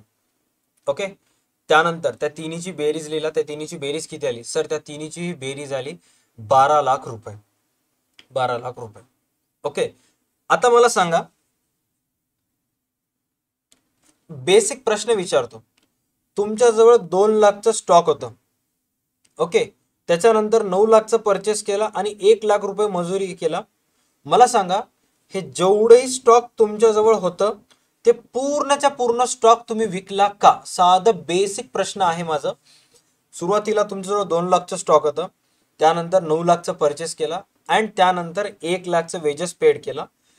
तर हे जेवढंही स्टॉक तुमच्याजवळ होतं हे पूर्णच्या पूर्ण तुम्ही 12,00,000ला विकला का? हे पूर्णच्या पूर्ण तुम्ही 12,00,000ला विकला का? Yes or no? नाही सर, पूर्णच्या पूर्ण आपण 12,00,000ला विकलोच नाही. का? कारण 2,00,000चं अगोदरपासूनचं स्टॉक आहे. 9,00,000चं आपण परचेस केला, त्याच्यानंतर 1,00,000 वेजेस पेड केला, बरोबर आहे. आणि जेवढंही स्टॉक होतं त्यापैकी आपल्याजवळ स्टील इथे 30,000 लिहिलेला आहे. याला मी 3,00,000 करतो. 3,00,000चा आहे ते, माय बॅड. आपल्याजवळ स्टील 3,00,000चं स्टॉक शिल्लक आहे आणि राहिलेलं आपण 12ला विकून टाकलं. समजायले का? काय काय सांगितलं होते? सुरुवातीला आपल्याजवळ 2,00,000चं ओपनिंग स्टॉक होतं, 9,00,000चं वर्षभरात परचेस केला, 1,00,000 रुपये वेजेस पेड केला. त्यानंतर जेवढंही ओव्हरऑल स्टॉक जमा झालेला आपल्याजवळ त्यापैकी 3,00,000चं शिल्लक आहे क्लोजिंग स्टॉक आणि राहिलेलं आपण किती लाखला विकला? 12,00,000ला विकून टाकलं. राईट. मग आता तुम्हाला काय काम करायचंय, या 12,00,000 मधून मायनस करायचं क्लोजिंग स्टॉक, कारण 12 पैकी 3चा आपल्याजवळ शिल्लक आहे.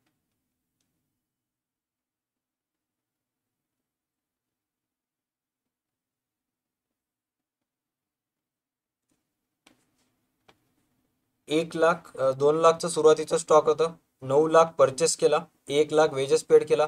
टोटल कॉस्ट किती झाला? 12,00,000चे वस्तू झाले ओव्हरऑल, त्यापैकी 3,00,000चे उरले आपल्याजवळ.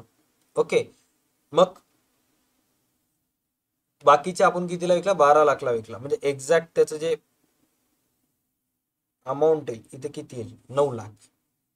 ओके, 12 पैकी 3,00,000चा आपल्याजवळ स्टॉक शिल्लक आहे, म्हणजे विकला कितीला? 9,00,000ला. म्हणजे कॉस्ट ऑफ गुड्स सोल्ड, जे वस्तू तुम्ही वर्षभरात विकला त्या वस्तूचं जे कॉस्ट आहे ते कॉस्ट किती लाखाचं आहे? 9,00,000चा आहे. आता चेक करा,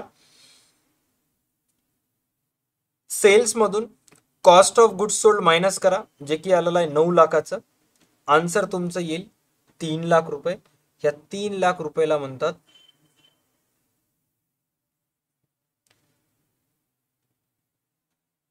ग्रॉस प्रॉफिट. त्या 3 लाखला काय म्हणतात, ग्रॉस प्रॉफिट. इथपर्यंत मला वाटते तुमच्यापैकी मॅक्सिमम जणांनाच येते. ओके. ह्या गणितामध्ये सर्वात अवघड, ह्या हॉरिझॉन्टलला व्हर्टिकल मध्ये करण्यामध्ये सर्वात अवघड काय माहित आहे का? सर्वात अवघड आहे की या ट्रेडिंगच्या डीआरच्या तिघांमधून हे क्लोजिंग स्टॉक मायनस करणं हे सर्वात अवघड. बाकी काहीच नाही. इथं बघितलं की असं घरच्यांना वाटते, वाह का पोरगा आमचा अभ्यास करायला. अहो काकू, अहो मामा, तुमचं पोरग काही बी अभ्यास करणार गेले, हे डीआरच्या तिघांच्या बेरजेमधून हे सीआरचं मायनस केले. ओके. ह्याला मारा धुण्यानं काहीच अभ्यास करणार गेले काहीच नाही. फक्त या डीआरच्या ग्रॉस प्रॉफिटला सोडून इथे जे पण आहेत त्या तिघांची आपण बेरीज केला, त्याच्यातून क्लोजिंग स्टॉक आपण काय केला, मायनस केला. शॉर्ट मध्ये सांगतो, आपण या डीआरच्या तिघांची बेरीज केला, याच्यातून क्लोजिंग स्टॉक मायनस करायला, दुसरं काहीच नाही. तिघांची बेरीज आणि त्यातून क्लोजिंग स्टॉक मायनस. आन्सर किती आला तुमचं? 12 लाख मधून 3 लाख गेले, आन्सर आला तुमचं 9 लाख. ओके. हे तर सेल्स आहे. कॉस्ट ऑफ गुड सोल्ड किती? 9 लाख. 12 मधून 3 गेले, राहिले किती? 3 लाख रुपये. ओके. चला फटाफट थम्सअपचे इमोजी शेअर करा. हे ग्रॉस प्रॉफिट कसं आलं ते कळालं होतं. आहे तेच जे तुम्ही वर्षभर झाला अभ्यास करायला, फक्त तुमच्या पुढे प्रेझेंट करण्याची जी मेथड आहे ती थोडीशी डिफरंट आहे, जी काय फर्स्ट टाइम तुम्ही प्रॅक्टिस करायला. बाकी दुसरं तिसरं काहीच नाही. तरी सुद्धा मी आणखी एक वेळेस शॉर्टमध्ये सांगतो. आपल्याला इथं व्हर्टिकल इन्कम स्टेटमेंट काढायचं आहे. सर्वात पहिलं आपल्याला सेल्स लिहावं लागेल, कारण उत्पन्नातून आपल्याला खर्च मायनस करावं लागते. सेल्स लिहिलात आणि मग जे वस्तू तुम्ही विकलात 12 लाखला, ते वस्तूसाठी कॉस्ट किती किती लागलं होतं, ओपनिंग स्टॉक, परचेस, वेजेस, हे 3 कॉस्ट लागले होते. राईट. मग ह्या तिन्हीची ही बेरीज केलात आणि मग ह्या ओव्हरऑल बेरीज आहे 12 लाख. 12 लाख पैकी कितीचं शिल्लक आहे सामान? क्लोजिंग स्टॉक 3चं शिल्लक आहे. म्हणजे 12 मधून 3 गेले किती राहील? 9. म्हणजे जे 12 लाखला वस्तू विकला त्याचं कॉस्ट किती लाख होतं? 9 लाख. 12 मधून 3 लाख गेले, राहिले किती? ग्रॉस प्रॉफिट आलं 3 लाख. ओके. आता त्याच्यानंतर तुम्हाला मायनस करायचे, त्याच्यानंतर तुम्हाला मायनस करायचंय. हे होतं serial number first. Serial number 2 होतं cost of goods sold. Serial number 3 आहे gross profit. Okay. Serial number 4 आपल्याला लिहायचं आहे ऑपरेटिंग एक्सपेन्सेस. आता एक नवीन शब्द इथं आलेला आहे, ऑपरेटिंग एक्सपेन्सेस. ऑपरेटिंग एक्सपेन्सेस म्हणजे काय? ऑपरेटिंग एक्सपेन्सेस मीन्स ऑपरेट करणे, सांभाळणे, व्यवसाय सांभाळण्यासाठी करावा लागणारा खर्च. आता व्यवसाय सांभाळण्यासाठी करावं लागणार म्हणजे आपल्याला ऑफिस हे करावं लागते, बरोबर आहे. ऑफिसमध्ये लोक येतात जातात, मग व्यवसायाशी रिलेटेड आपण डील वगैरे करत असतो, त्याला ऑफिस एक्सपेन्सेस म्हणतात. वस्तू विकावं म्हणून आपल्याला सेलिंग एक्सपेन्सेस करावं लागते, बरोबर आहे. थोडक्यात सांगायचं असेल तर all indirect expenses are kind of operating expenses. Okay. थोडक्यात जर सांगायचं असेल जेवढे इनडायरेक्ट एक्सपेन्सेस असतात ते ऑपरेटिंग एक्सपेन्सेस असतात. ओके. आता प्रश्नामध्ये चेक करा कोणते कोणते इनडायरेक्ट एक्सपेन्सेस तुम्हाला दिलेले आहेत. सर आपल्याला दिलेला आहे ऑफिस, सेलिंग अँड फायनान्स. आपल्याला कोणते कोणते दिलेले आहेत? ऑफिस एक्सपेन्सेस दिलेला आहे, सेलिंग एक्सपेन्सेस दिलेला आहे अँड फायनान्स एक्सपेन्सेस दिलेला आहे. तिन्हीच्या तिन्ही एका खाली एक लिहून टाकायचं. चला या इथल्या office expenses, selling expenses and finance expenses. Office किती आहेत? 1,25,000. Selling 1 lakh and finance 30,000.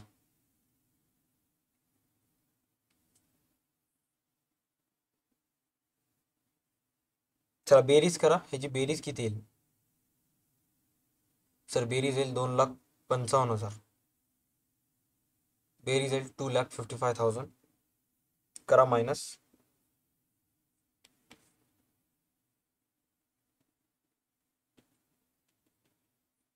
Net profit आणि इथे लिहून टाका नेट प्रॉफिटला नंबर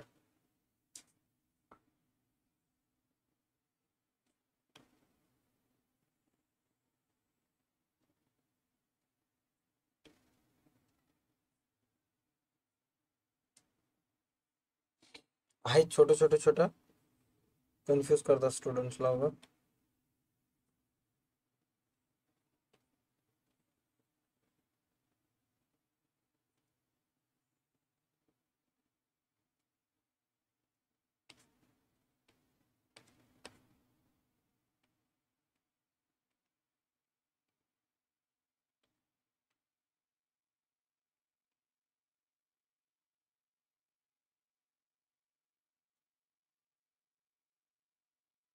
आन्सर तुमचं येईल 3 लाख मधून 2,55,000 करा मायनस, आन्सर येईल 45,000. चेक करा आन्सर तुमचं नेट प्रॉफिट 45,000 येत आहे का.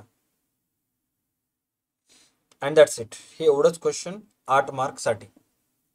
आपल्याला काहीच केलं नाही आपण आपण फक्त 4 नवीन शब्द हुडकून आणला, फॉर्मॅट नवीन मांडला, बस तेच. बरोबर. आणि मी तुम्हाला काय सांगितलं होतं, बिल ऑफ एक्सचेंजचं गणित बरोबर आलं की नाही एक्झाम मध्ये तुम्हाला तिथल्या तिथं कळत नाही का, कारण तुम्हाला माहितच नाही की इंटरेस्ट जे काढला ते बरोबर आहे का, टोटल बरोबर आली का, बट फायनल अकाउंटचं बरोबर ओळखू येते, बॅलन्स शीट टोटल आली की. तसं हे सुद्धा गणित आहे, हे तुम्हाला लगेच लगेच ओळखू येते का, कारण जे नेट प्रॉफिट येणार आहे, इथे नेट प्रॉफिटची एक झिरो ग्रॉस प्रॉफिटला गेला. ओके, जे नेट प्रॉफिट येणार आहे ग्रॉस प्रॉफिट ते ऑलरेडी तुम्हाला माहित असते की 3 लाख येणार आहे, आणि जे नेट प्रॉफिट आहे ते ऑलरेडी माहित असते की 45,000 येणार, राईट. बस तुम्हाला त्याची फक्त मांडणी करायची आहे. सो आय होप तुम्हाला हे गणित समजलं असेल. फटाफट थम्सअपची इमोजी शेअर करा गणित कळालं असेल तर. आणि हे जास्त नाही, मॅक्स टू मॅक्स 5 ते 7 मिनिट फक्त तुम्हाला टोटल वगैरे करायचं आहे. आणि असे जर गणित आज 3-4 प्रॅक्टिस केलात, मी तुम्हाला देतो, तर मग संपलं. गणित कोणतं आहे, प्रॉफिट अँड लॉस अकाउंटला कन्वर्ट करायचा आहे into vertical income statement. Profit and loss अकाउंटला तुम्हाला कन्वर्ट करायचं आहे into vertical income statement. Okay, थोडंसं आता फ्लॅशबॅक मध्ये जाऊयात. जर इथे तर तुम्हाला सांगितलं होतं की या चॅप्टर मधून कोणते कोणते प्रश्न येतात, तर हे बघा, हॉरिझॉन्टल बॅलन्स शीटला व्हर्टिकल मध्ये कन्वर्ट करायचा एक प्रश्न ऑलरेडी 2022 ला आलेला आहे. ऑलराईट, हॉरिझॉन्टल बॅलन्स शीट जसं आता तुम्ही प्रॉफिट लॉसला केलं ना, तसं बॅलन्स शीटला व्हर्टिकल मध्ये करा. 2022 ला ऑलरेडी मागच्या वर्षी आलेला आहे. सो यावर्षी गेस केलेला आहे की trading and profit and loss हे व्हर्टिकल इन्कम स्टेटमेंट मध्ये तयार करा म्हणून येईल. कारण आतापर्यंत जेव्हापासून सिलेबस चेंज झालेला आहे, 3 पेपर्स झालेत, 2 सप्लिमेंटरीचे आणि एक बोर्डाचे, असे टोटल 3 पेपर्स झालेले आहेत. आणि या 3 पेपर्स पैकी तिन्ही वेळेस वेगवेगळे क्वेश्चन आलेले आहेत. On the basis of that मी यावेळेस तुम्हाला सांगायलो की आतापर्यंत तिन्ही पैकी एक वेळेस ट्रेडिंग अकाउंट आणि प्रॉफिट लॉसला व्हर्टिकल इन्कम स्टेटमेंट मध्ये करा हे आलं नाही.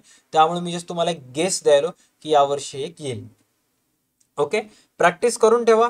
अदरवाईज जर डेथ ऑफ पार्टनरला computer in financial analysis of financial statement or आलं, इश्यू ऑफ शेअर्सला कम्प्युटर इन अकाउंटिंग ऑर आलं, तर तुमच्यापैकी मॅक्सिमम जणांना माहिती आहे तुम्हाला काय करायचं आहे. बट जर डेथ ऑफ पार्टनर आणि इश्यू ऑफ शेअर्स सोबत आले, तर मग त्यावेळेस तुम्हाला ही आजची स्ट्रीम बेनिफिट ठरणार आहे. ओके, आणि ज्या मुलांना आउट ऑफ मार्क घ्यायचे त्यांनी काहीही करायला तयार असतात, कोणतेही चॅप्टर कधीही अभ्यास करायला तयार असतात. ओके, त्यासाठी नाही. आणि तुम्ही ह्या चॅप्टरला इथे जरी इग्नोर केलात बीकॉमला, तर हा चॅप्टर येणारच आहे. ओके, हां. आता 1 तासामध्ये, मागच्या 1 तासामध्ये 1 तास 8 मिनिट 50 सेकंदामध्ये जे पण काही झालेलं आहे, त्याच्यामुळं तुमचं कॉन्फिडन्स बऱ्यापैकी वाढलेलं असेल. जिथपर्यंत मला माहिती आहे तुमचा कॉन्फिडन्स एकदम योग्य पद्धतीने वाढलेला आहे. ओके, आता कुठं ना कुठं थोडंसं तुमचं कॉन्फिडन्स लूज होते. मी गॅरंटी देऊन सांगायलो की तुमचं कॉन्फिडन्स थोडंसं लूज होतं. बट तुम्ही जर प्रॅक्टिस केलात तर मग एक्झाममध्ये तुम्ही हा सुद्धा क्वेश्चन हे करू शकता. ओके, त्याच्यानंतर एक तर तुम्हाला सांगितलं होतं तुम्हाला या चॅप्टरशी रिलेटेड फॉर्म्युलाज येतील. 9 पैकी कोणते 3 किंवा 4 फॉर्म्युलाज येऊ शकतात. ओके, फॉर्म्युलाचं क्वेश्चन आलं नाही तर कन्वर्ट करा म्हणून येते. हॉरिझॉन्टलला व्हर्टिकल मध्ये कन्वर्ट करा, हॉरिझॉन्टल बॅलन्स शीटला व्हर्टिकल मध्ये कन्वर्ट करा, किंवा हॉरिझॉन्टल ट्रेडिंग प्रॉफिट लॉसला व्हर्टिकल इन्कम स्टेटमेंट मध्ये तयार करा, जे की आत्ता आपण बघितलं. ओके, आता हे जे स्टेटमेंट आहे ना, आता ह्या स्टेटमेंटला आत्ता जे तयार केला त्याचं एक होमवर्क देतो मी. त्याचं हे होमवर्क आहे, तुम्हाला फटाफट घरी करून टाकायचं. ओके, होमवर्क आहे, फटाफट स्क्रीनशॉट घ्या आणि मग स्क्रीनशॉट घेतल्यानंतर तुम्हाला घरी ओल लेवलला तयार करून टाकायचं. ओके, आणि जे तुमचा आन्सर असेल, आन्सर जर योग्य आला असेल तर व्हिडिओच्या कमेंट सेक्शनमध्ये नंतर सांगायचं की तुमचं आन्सर किती आलं, व्हर्टिकल स्टेटमेंटचं नेट प्रॉफिट नेट लॉस किती आलं, कॉस्ट ऑफ गुड्स सोल्ड किती आलं, त्याबद्दल इन्फॉर्मेशन देऊन टाकायचं. ओके, सो आय होप तुम्ही स्क्रीनशॉट आत्तापर्यंत घेतला असेल. ठीक आहे, आता नेक्स्ट आपल्याला जायचं आहे ते म्हणजे आपल्याला डिस्कस करायचं आहे कॉमन साईज स्टेटमेंट. आता एक कॉमन साईज स्टेटमेंट काय आहे काय नाही त्याच्याबद्दल थोडीशी माहिती सांगतो तुम्हाला. या चॅप्टरमध्ये एकूण 3 फायनान्शियल स्टेटमेंट तयार करायचे असतात. कोणते कोणते? 3. एक आहे कंपॅरेटिव्ह फायनान्शियल स्टेटमेंट, जी की मागच्या वर्षी आली होती 2022ला सप्लिमेंटरीला. त्याच्यानंतर कॉमन साईज स्टेटमेंट आणि cash flow statement. Cash flow स्टेटमेंटला शॉर्टमध्ये नाव आहे AS3, राईट, AS3. डन. तर आता आपल्याला डिस्कस करायचं आहे, ही मागच्या वर्षी आली होती त्यामुळे मी ह्या स्ट्रीममध्ये याला घेणार नाहीये, नेक्स्ट स्ट्रीममध्ये याला घेईन पार्ट 2 मध्ये. पार्ट फर्स्ट मध्ये सगळं इम्पॉर्टंट घेणार. ओके. आता नेक्स्ट आहे कॉमन साईज स्टेटमेंट. आता हे जे कॉमन साईज स्टेटमेंट असते, त्या कॉमन साईज मध्ये पण 2 प्रकार पडतात. एक कॉमन साईज बॅलन्स शीट आणि एक common size income statement. Common size income statement 2 मिनिटाचं काम आहे, होऊन जाते. कॉमन साईज बॅलन्स शीट थोडंसं टफ आहे, जास्त पण नाही, पण येऊ शकते, व्यवस्थित चेक करायचं. ओके. हां, आता हे गणित करत असताना तुम्हाला काही वेळासाठी कॅल्क्युलेटरची गरज आहे. हे गणित करत असताना तुम्हाला काही वेळासाठी कॅल्क्युलेटरची गरज आहे. बट तुमच्यापैकी मॅक्सिमम जण लगेच म्हणतील की सर आम्हाला कॅल्क्युलेटर अलाउड नाही, आम्हाला एक्झाममध्ये कॅल्क्युलेटर अलाउड नाही. मग अशा वेळेस जे कॅल्क्युलेशन आहे ते तुम्हाला वर्किंग नोटच्या पेजेसवर करायचं. ओके. थोडंसं टाइम लागेल, बट आपल्याला करावं लागेल. आता इथे चेक करा काय सांगितलेलं आहे. कॉमन साईज स्टेटमेंटमध्ये अशा प्रकारचे एक प्रश्न येते. चेक करा, हे मागच्या वर्षी आलेला प्रश्न आहे. म्हणजे त्याच्यामध्ये कम्पॅरेटिव्ह आलं होतं, तेच कम्पॅरेटिव्हचं गणित मी कॉमन साईजला गेलो. ओके. आता इथं काय सांगितलेलं आहे, balance sheet of XYZ limited for the year ending 31/3/2020. तुम्हाला XYZ लिमिटेडची एक बॅलन्स शीट दिलेलं आहे, त्याला तुम्हाला कॉमन साईज बॅलन्स शीट तयार करायचं आहे. ओके. तुम्हाला काय तयार करायचं आहे? कॉमन साईज बॅलन्स शीट तयार करायचं.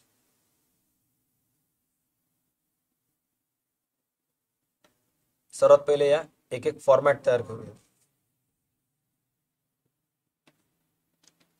चला फटाफट, आळस करू नका, वही पेन घ्या, फॉर्मॅट ड्रॉ करा.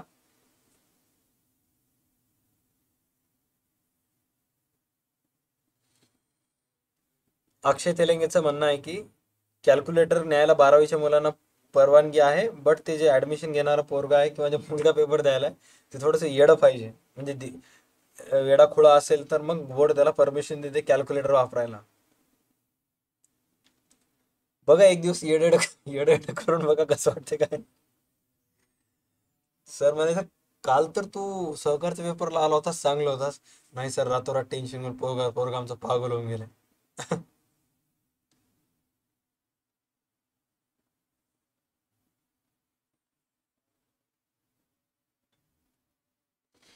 बस असंच पद्धतीने तयार करायचं. हम्म? चल. ह्याचं सुद्धा फॉर्मॅट तुमच्या पुस्तकात दिलेला आहे, बट फॉर्मॅट पाठ करायचं नाही. जे मी ते लिहून द्यालो तेच फॉर्मॅट पाठ करायचं आहे. का? कारण पुस्तकामध्ये खूप सारी इन्फॉर्मेशन आहे त्याच्याशी रिलेटेड. इथं वर लिहा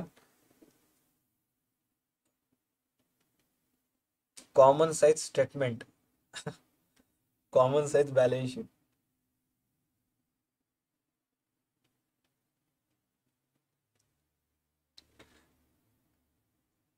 ॲज ऑन 31/3. आता रितिकाचं म्हणणं आहे की सर येडं म्हणजे कसं, कसं सांगू? येडं म्हणजे कसं, खूप साऱ्या मूवीज मध्ये असते ना की ते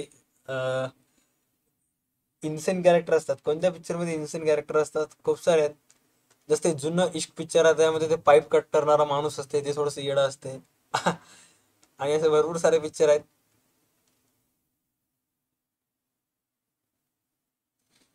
या वापस या टॉपिक वर या. लिहा द पर्टिक्युलर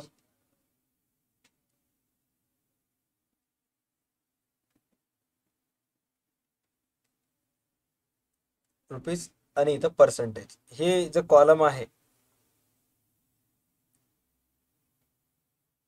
हा तुमच्यासाठी कॉलम आहे खतरा. व्हाय खतरा काय नाही सांगतो. ओके. चला सर्वात पहिले कॉमन साईज बॅलन्स शीट तयार केला. हां, कॉमन साईज बॅलन्स शीट काय नाही, आपल्याला जे बॅलन्स शीट हॉरिझॉन्टल दिलेलं आहे त्याला वर्टिकलमध्ये करायचं, जास्त दुसरं तिसरं काहीच नाही. आणि त्याचा एक फॉर्म्युला आहे, त्याचा फॉर्म्युला आहे जो गणित दिसायला ना तुम्हाला, गणितासाठी जागा सोडला असाल तर असं इथे लिहायचं फॉर्म्युला.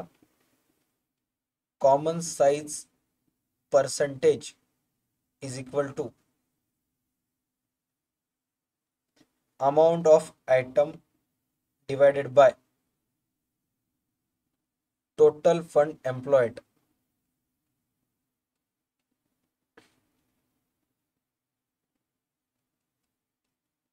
टोटल फंड एम्प्लॉयड गुणिले 100 गुणिले 100 ज्या ज्या वेळेस आला समजून घ्यायचं टक्केवारीमध्ये आन्सर येणार आहे. ओके चलो. हा आता कॉमन साईज बॅलन्स शीट मध्ये सर्वात पहिले तुम्हाला लिहायचं आहे. तुम्हाला सर्वात पहिले क्वेश्चन समजून सांगतो मी. क्वेश्चन समजून सांगतो की इथं तुम्हाला एक बॅलन्स शीट दिलेला आहे. ओके बॅलन्स शीट दिलेला आहे. तर बॅलन्स शीट मध्ये बघा आपल्याजवळ फिक्स्ड ॲसेट्स 9 लाखाचे आहेत. राईट. इन्व्हेस्टमेंट 1.5 लाखाच्या जवळपास किती लाखाची इन्व्हेस्टमेंट दिलेली आहे चेक करा. मी पण चेक करतो एक वेळेस. 1,50,000चे इन्व्हेस्टमेंट आहेत. 15 लाख झालं होतं ते मे बी. 1,50,000 चे आपल्याजवळ टोटल इन्व्हेस्टमेंट आहेत. 1,50,000 आणि करंट ॲसेट आपल्याजवळ किती आहेत 7,30,000चे. ओके आणि त्यानंतर इक्विटी शेअर कॅपिटल आपल्याजवळ आहेत. समहक्क भागधारकचं भांडवल आहे 9 लाख. अग्रहक्क भागधारकाचा आपल्याजवळ 8 लाखाचा preference share holders. Reserve and surplus मध्ये आपल्याजवळ 1.5 लाख जमा आहेत. सिक्युअर्ड लोन्स सुरक्षित कर्ज 2 लाखाचं आहे. अनसिक्युअर्ड लोन्स 2 लाखाचे आहेत आणि करंट लायबिलिटीज किती लाखाचे आहेत 1.5 लाखाचे आहेत. राईट. तर आपल्याला काय करायचं आहे याच्यामध्ये टक्केवारी काढायचं आहे की आता ओव्हरऑल आपल्या बिझनेसची जर संपत्ती 17,80,000 असेल तर त्यापैकी किती लाख फिक्स्ड ॲसेट आहेत. 9 लाखाचे फिक्स्ड ॲसेट आहेत.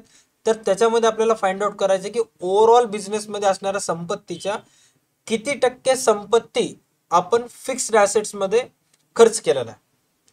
ओव्हरऑल बिझनेसच्या संपत्ती पैकी किती लाखाची संपत्ती किंवा किती पर्सेंट संपत्ती आपली इन्व्हेस्टेड आहे. आता खूप सारे कंपनीज वगैरे म्हणतात की कंपनीची जे इन्व्हेस्टमेंट आहे ते ओव्हरऑल कंपनीच्या ॲसेट्स पैकी आम्ही 5% शेअर्स मध्ये गुंतवलेले आहेत. राईट. 20% आमची इन्व्हेस्टमेंट आहे ते गोल्डच्या स्वरूपात आहे. गोल्डच्या स्वरूपात म्हणजे काय की ओव्हरऑल कंपनीजवळ किंवा संस्थेजवळ जेवढे पण संपत्ती असते त्यापैकी किती टक्के हिस्से कशाच्या स्वरूपात असते. आता सपोज एखाद्या माणसाजवळ आता एखादा एक व्यक्ती आहे त्या व्यक्तीजवळ 10 करोड रुपये आहेत. राईट. तर 10 करोड रुपये सगळे कॅशमध्ये असेल का नाही. त्या व्यक्तीजवळ 2 करोड रुपयाची जमीन असेल. 2 करोड रुपयाचं त्याच्याजवळ सोनं असेल. 2 करोड रुपयाचं त्याचं स्वतःचं घर असेल. 2 करोड रुपये बँक अकाउंट मध्ये जमा केला असेल. म्हणजे ओव्हरऑल संपत्ती 10 CR आहे. बट सगळेचे सगळे स्वरूप इन फॉर्म ऑफ कॅश आहे का नाही. काही इन फॉर्म ऑफ ॲसेट्स मध्ये आहे. काही इन फॉर्म ऑफ गोल्ड मध्ये आहे. तर कोणतं संपत्ती किती टक्के कशामध्ये आहे ते फाइंड आउट करण्याची प्रोसेस म्हणजे in short common size balance sheet. Understood. आता जसं आपण संपत्तीबद्दल सांगितलं तसं मी लॅबिलिटीज बद्दल सुद्धा सांगू शकतो. जर लोकांना पैसे देणं असाल तर ओव्हरऑल बिझनेसच्या लॅबिलिटीज पैकी किती टक्के अमाऊंट आपण आपल्या बिझनेसच्या क्रेडिटर्सला देणं बाकी आहोत. ओव्हरऑल बिझनेसला असणाऱ्या लॅबिलिटीज पैकी किती टक्के अमाऊंट आपण आपल्या बिझनेसच्या बँकला देणं बाकी आहोत. हे फाइंड आउट करणे, ह्याची टक्केवारी फाइंड आउट करणे म्हणजेच common size balance sheet. Okay. तर आता स्टेप बाय स्टेप आपण फाइंड आउट करूयात. कसं फाइंड आउट करतात काय नाही त्याचा फॉर्म्युला सुद्धा आपल्याला इथे दिलेला आहे. सर्वात पहिलं काम आपल्याला काय करायचं आहे मांडणी करायचं. आता तुम्हाला मांडणी करायला शिकावं लागेल. सर्वात पहिले इथे या पर्टिक्युलर लिहिल्यानंतर इथे लिहा सोर्सेस ऑफ फंड.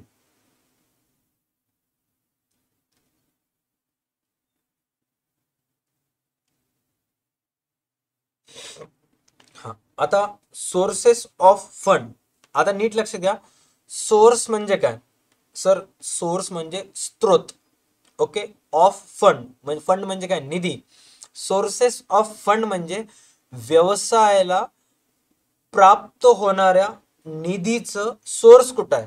म्हणजे व्यवसायाला जे पैसे यायलेत ते कोणत्या मार्फत व्यवसायाला पैसे यायलेत ते सोर्सेस तुम्हाला इथे व्यवस्थित सर्वात पहिले लिहून टाकायचे की कोणत्या प्रमुख स्त्रोतांमार्फत व्यवसायाला पैसे आलेत.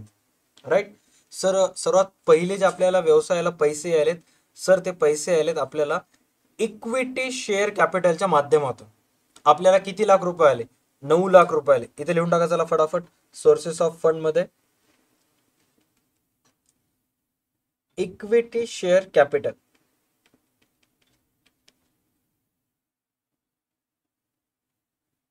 9 लाख. इक्विटी शेअर कॅपिटल किती लाख रुपये लिहिलं? 9 lakh. Sir sources of fund म्हणजे काय? आता सांगितलं, व्यवसायाला प्राप्त झालेले निधी. सर्वात पहिले व्यवसायाला कुठून प्राप्त झाले? इक्विटी शेअर कॅपिटलच्या माध्यमातून. त्याच्यानंतर नेक्स्ट आपल्याला कुठून प्राप्त झाले? आता हे जे इक्विटी शेअर कॅपिटल आहे, थोडंसं थांबा, इथे लिहितो मी. हे ओनर्स इक्विटी आहे. ओनर्स इक्विटी मीन्स व्यवसायाच्या मालकी हक्काचे, व्यवसायाचे मालक, भागधारक हे व्यवसायाचे काय असतात? मालक असतात. त्यामुळे ओनर्स इक्विटी तिथे लिहिलो मी. ओके. त्यानंतर नेक्स्ट व्यवसायाला कुठून प्राप्त झाले? Preference share capital. Preference share capital मधून व्यवसायाला किती रुपये प्राप्त झाले? सर प्रिफरन्स शेअर कॅपिटल मधून व्यवसायाला प्राप्त झाले 80,000 रुपये. 80,000 रुपये.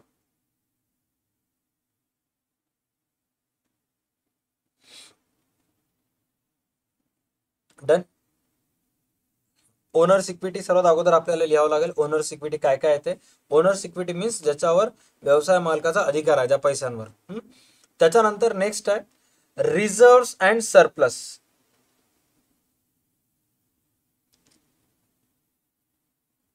रिझर्व्स अँड सरप्लस मीन्स, लक्षात आहे ना, काल आपण लास्ट जी स्ट्रीम झाली होती ते इक्विटी शेअर्सवर झाली होती, ज्याच्यामध्ये शेवटच्या जे प्रॉब्लेम मध्ये आपण डिस्कस केला होता की जर एखादा शेअर होल्डर्स कडून जर आपण शेअर्स जप्त करायलो, एखाद्या भागधारकाकडून जर आपण भाग जप्त करायलो, मग हे सगळे जे जप्त झालेले भाग आहेत, भाग आपण जप्त करता.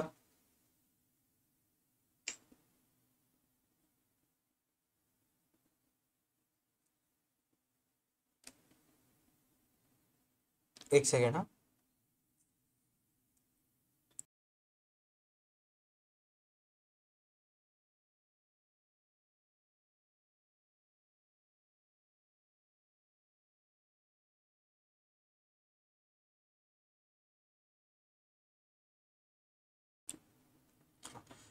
त्याच्यामध्ये आपण बघितलं होतं की आपण शेअर होल्डर्स कडून शेअर्स जप्त करता आणि मग जप्त झालेल्या भागांची आपण पुनर्विक्री करता, आणि मग पुनर्विक्री करत असताना जर आपल्याला लॉस झालं तर त्या मग जप्त झालेल्या भागातून काढून घेता.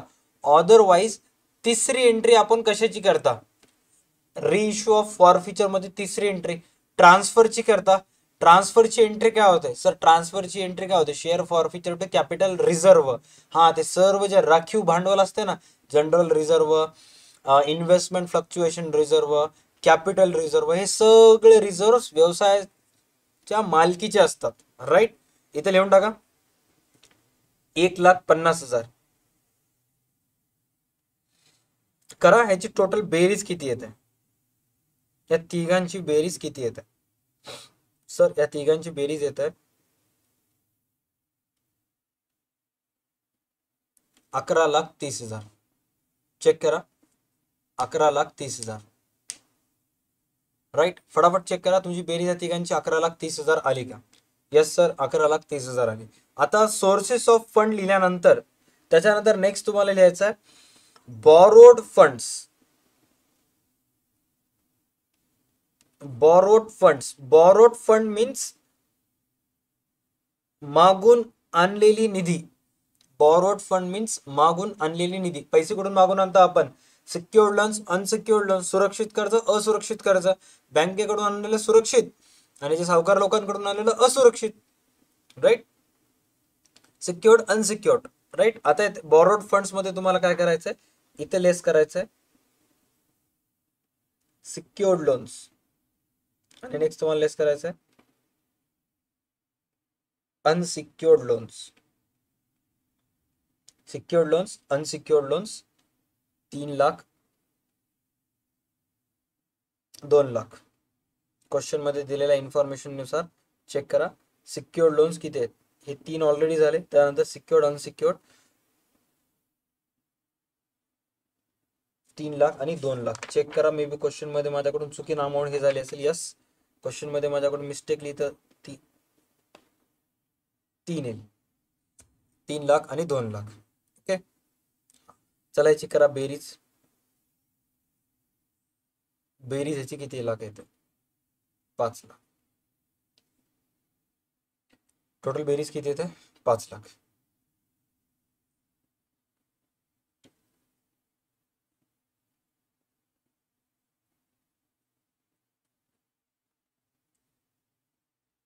Done.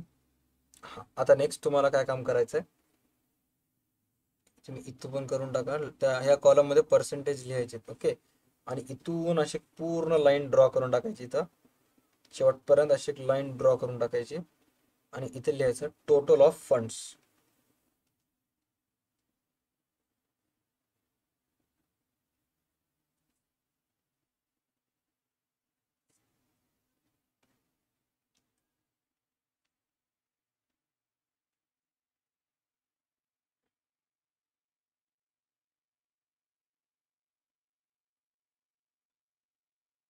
16,30,000. Total of funds borrowed 16,30,000. Total funds borrowed 60,30,000.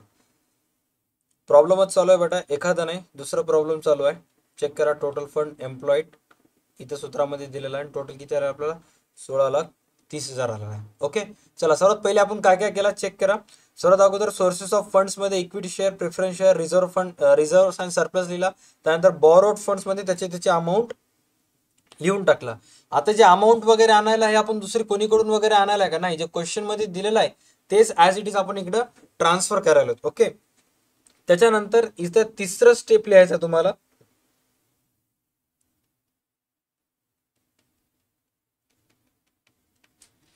Application of funds. Next तिसरा आहे ऍप्लिकेशन ऑफ फंड्स. आता सोर्सेस म्हणजे तुमच्या व्यवसायाला प्राप्त झालेली रक्कम, स्त्रोत. तुमच्या व्यवसायाला जी रक्कम प्राप्त झाली ते तुम्हाला कुठून प्राप्त झाली होती ते तुम्ही लिहिला. राईट. त्याच्यानंतर तिसरं इथे तुम्हाला लिहायचं आहे application of funds. Application of fund means, application of fund means ते आलेले पैसे तुम्ही कोणत्या कोणत्या गोष्टींवर खर्च केला.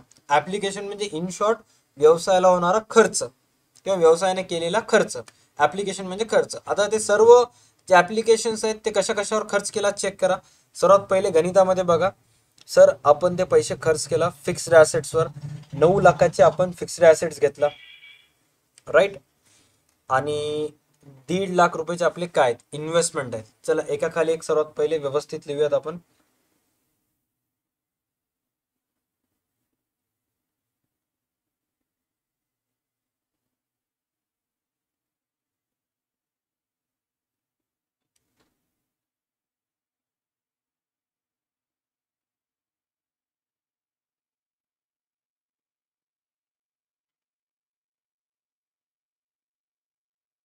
Fixed assets 9 lakh.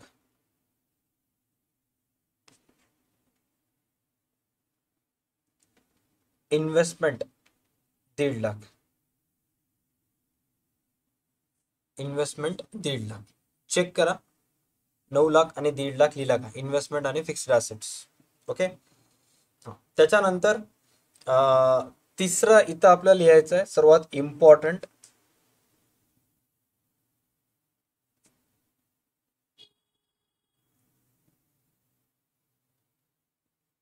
Working capital. आता कोणी हे सेपरेटली लिहिते, कोणी एकदाच लिहिते. तुमच्या मनावर, इट्स अप टू यू की वर्किंग कॅपिटल किती किती येईल काय काय नाही. ओके. वर्किंग कॅपिटल मीन्स त्याचा फॉर्म्युला आहे current assets minus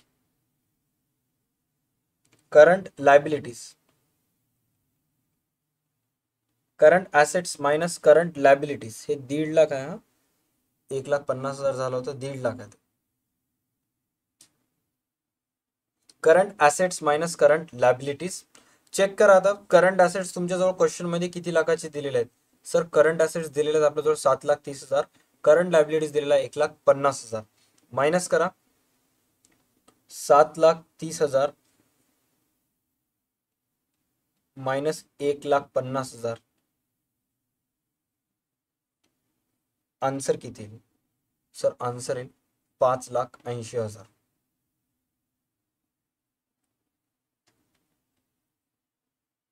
5,80,000. Current assets minus current liabilities 7,50,000 minus 7,30,000 minus 1,50,000 answer येईल 5,80,000. चेक करा आन्सर 5,80,000 येत आहे का.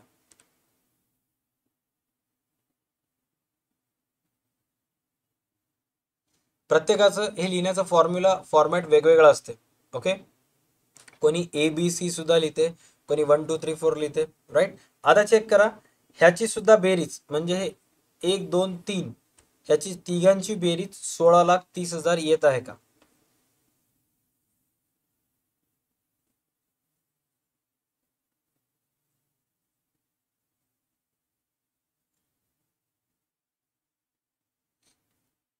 16,30,000. 9 लाख प्लस 1,50,000 प्लस 5,80,000.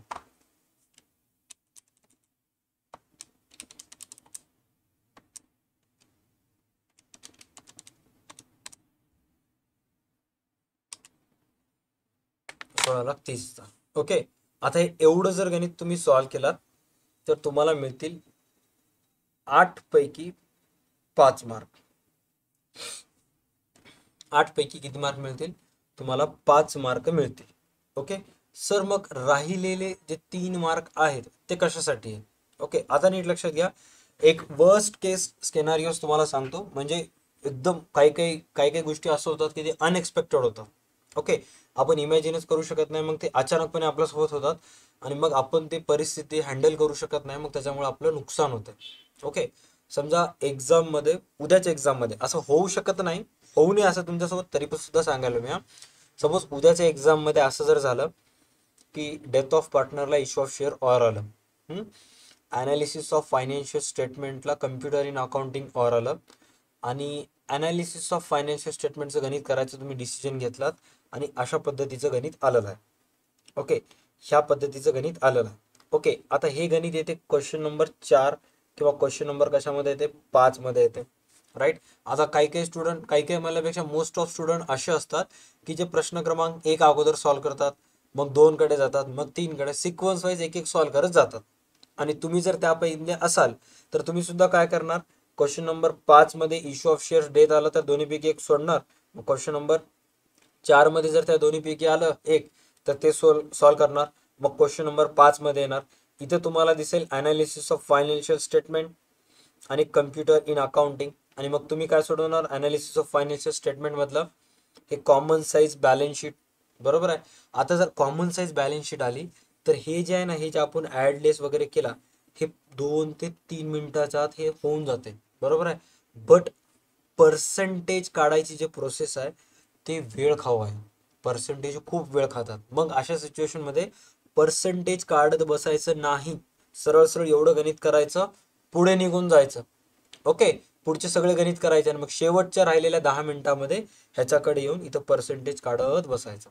अदरवाईज होईल काय, तुम्ही जर याची इथं पर्सेंटेज काढत बसलात, हे गणित घेते तुमच्याकडून 30 मिनिट आणि मग राहिलेल्या 30 मिनिट इथे वेळ घालत तर मग समोरचे जे फायनल अकाउंट आणि नॉट फॉर प्रॉफिट टर्नचं नाही असं होईल. येत असून सुद्धा त्याचे 5-6 मार्क जाते. म्हणजे इथले 2 ते 3 मार्क घेण्याच्या नादामध्ये तिकडचे 5-6 मार्क दान करून येतात. ओके, त्यामुळे अगोदर हे सगळं काढायचं, पूर्ण पेपर संपवून टाकायचं, मग ऍट द एंड येऊन शेवटी इथं टक्केवारी काढत बसायचं. ओके, आणि शेवटी जर तुम्हाला बोलायला पण चान्स असते, काय काय सर म्हणतात काय जे काय करायचं करा पण न बोलता हळू आवाजच करा, मग त्यावेळेस बरोबर ह्याला मॅनेज करून टाकायचं. Okay done. आता हे पर्सेंटेज कसं कॅल्क्युलेट करायचं, पर्सेंटेज कॅल्क्युलेट करायचं एकच वे आहे. इथं तुम्हाला दिलेलं आहे अमाऊंट किती दिलेली आहे. सपोज आता तुम्हाला इथं अमाऊंट, तुम्हाला इक्विटी शेअर कॅपिटलचं टोटल कॅल्क्युलेट करायचं. ओके, आता ह्याचे जे वर्किंग नोट आहे त्याच्यासाठी मार्क राहत नाही. हे जे कॅल्क्युलेशनचे जे वर्किंग नोट आहे त्याच्यासाठी मार्क राहत नाही. हे तुम्ही कुठेही करू शकता मागच्या पुढच्या पेजवर. आता त्याची वर्किंग नोट कसं करायचं, 90,000 गुणिले 100, 90,000 गुणिले 100, 9 लाख, सॉरी 9 लाख आहे ना, 9 लाख गुणिले 100 भागिले इथं काय दिलेलं आहे अमाऊंट ऑफ आयटम 9 लाख आहे इंटू 100 टोटल फंड एम्प्लॉईड. चला गणित बघा, आन्सर बघा आणि मला सांगा की टोटल फंड एम्प्लॉईड किती आहे. किती जणांना सांगता येईल फटाफट सांगा, टोटल फंड्स एम्प्लॉईड किती आहे.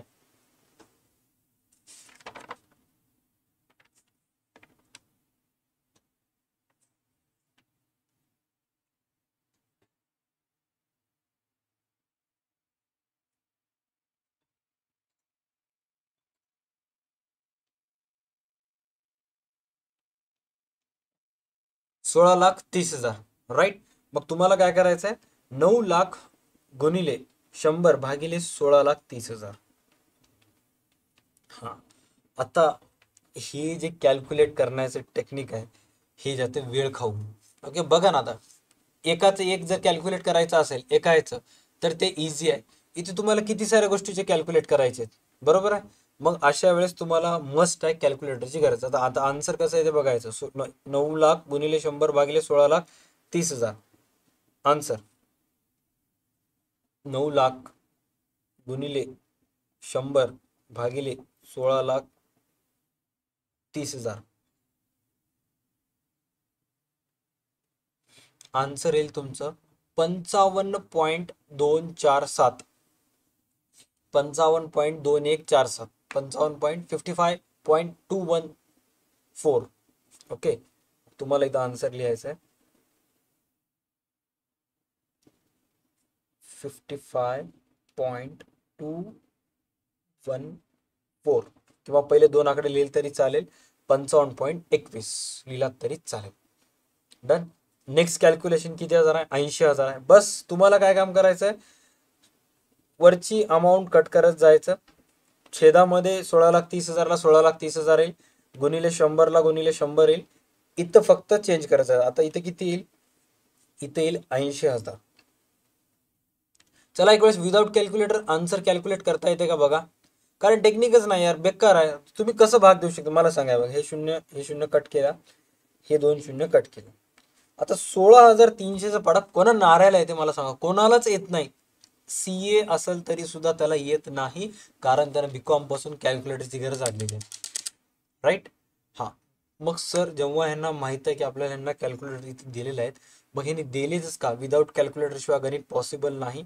मग हे गणित आपल्याला दिलेच का, काही नाही, फक्त आपली मजा घेतली त्यांनी, बाकी दुसरं काहीच नाही. आणि तुम्हाला एकंदरीत माहीत व्हावं की ते काय असते काय नाही. त्यांना तुम्हाला हर्ट करायचं काही इंटेन्शन नाही, बट ते सुद्धा मजबूर आहेत.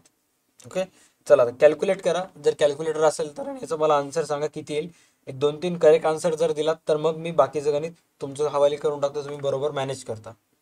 चला याचा आन्सर सांगा. कॅल्क्युलेटरवर सर्वात पहिले घ्या 80,000, त्याला गुणाकार करा 100 ना, आणि आलेली संख्येला भागाकार करा 16,30,000 ना. किती येईल मला कमेंट सेक्शन मध्ये सांगा.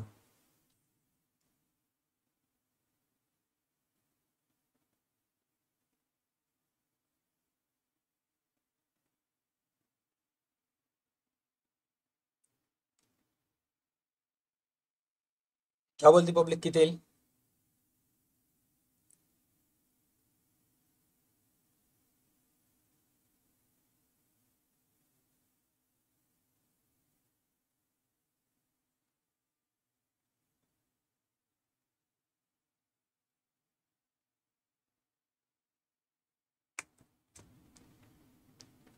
खैरेचा आन्सर आलेला 4.90. चेक करूयात आपण. 80,000 गुणिले 100 भागिले 16,30,000. 4.90 करेक्ट आहे. 4.90.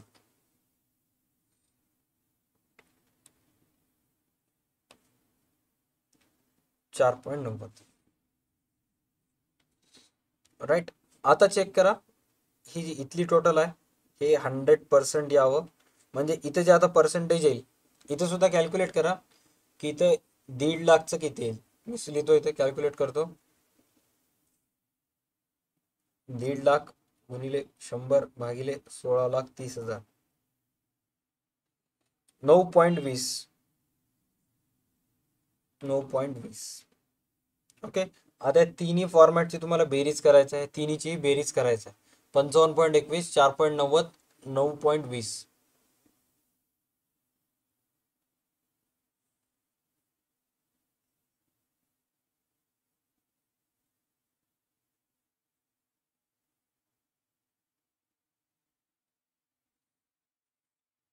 69.31.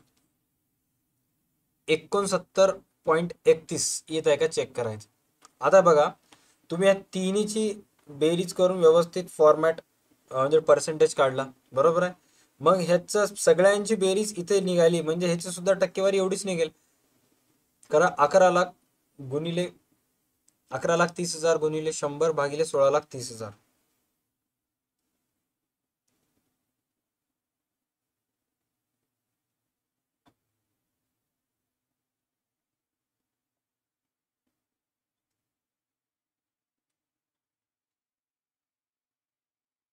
अकरा लाख 30,000 हे 11,13,000 11,30,000 गुणिले 100 भागिले 16,30,000.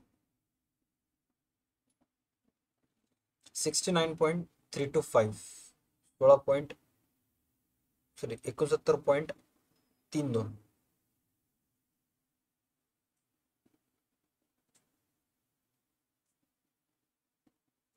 आता 3-2 असू दे किंवा 3-2-1 असू दे, काही असू दे, पॉईंट तर 69 पॉईंट तेवढंच आहे. ओके, 310 पॉईंटच्या नंतर जर काही डिफरन्स असेल तर ते मॅटर करत नाही. ओके, कारण 69 येणं महत्वाचं आहे. जर इथेच्या खाली काही काही कॅल्क्युलेटर आता वेगळा आन्सर देतात, काही कॅल्क्युलेटरचा आन्सर 1 येते, बट ॲट द एंड इथं 68 येऊ नये. ओके, आता 69.31, 32, 33, 34 असे डिफरंट डिफरंट आन्सर येऊ शकतात, राईट, बट 68 येऊ नये. आता तुमचा आन्सर 69.32 येत आहे, करेक्ट आहे. 69.32 मी सुद्धा इथे तेच लिहितो. डन. चला नेक्स्ट ह्याच्याकडे जाऊयात. इथे किती येते चेक करा. सिक्युअर्ड लोन्स मी आता सांगालो, इथं पॉईंटमध्ये कमी जास्त होऊ शकते. इथं पॉईंटमध्ये कमी जास्त होऊ शकते. त्या 0 पॉईंटच्या नंतर जर 1-2 पॉईंट इकडे इकडे होत असेल तर ते बिअरेबल आहे, तेवढं लक्ष दिलं जात नाही. बट इथे 69ला 69च असायला पाहिजे. ओके, चला नेक्स्ट आहे सिक्युअर्ड लोन्स. आता सिक्युअर्ड लोन्स मध्ये चेक करा किती पर्सेंट येईल सिक्युअर्ड लोनचं. 3 लाख गुणिले 100 भागिले 16,30,000. 18.40 येत आहे का?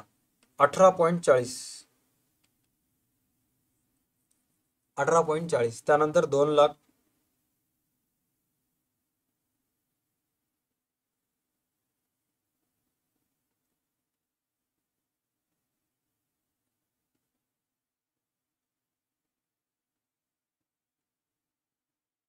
12.26. करा दोन्हीची बेरीज किती होईल.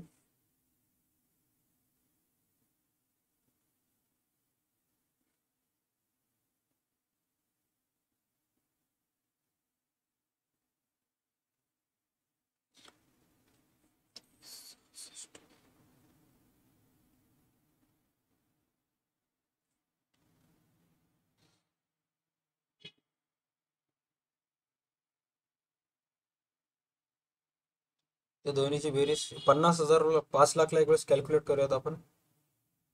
5 लाख गुणिले 100 भागिले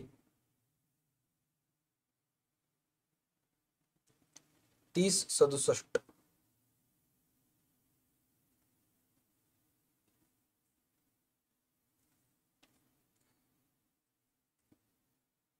3067.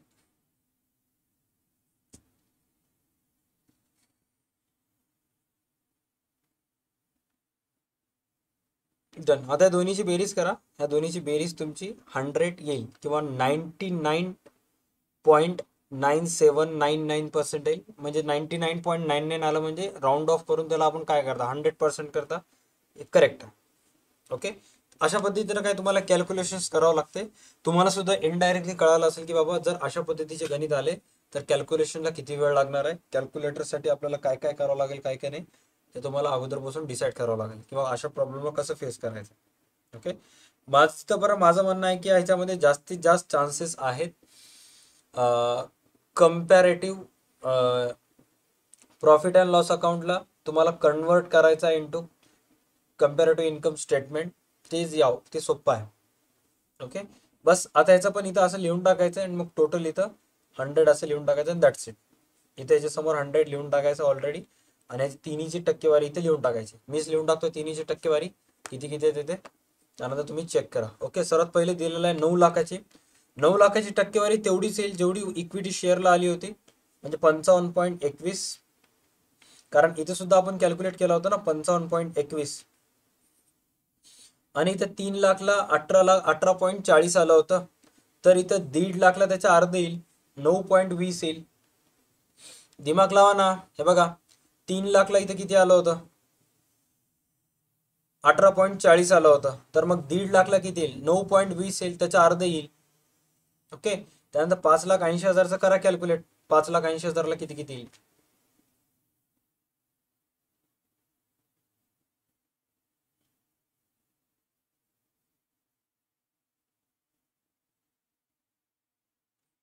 $35.58.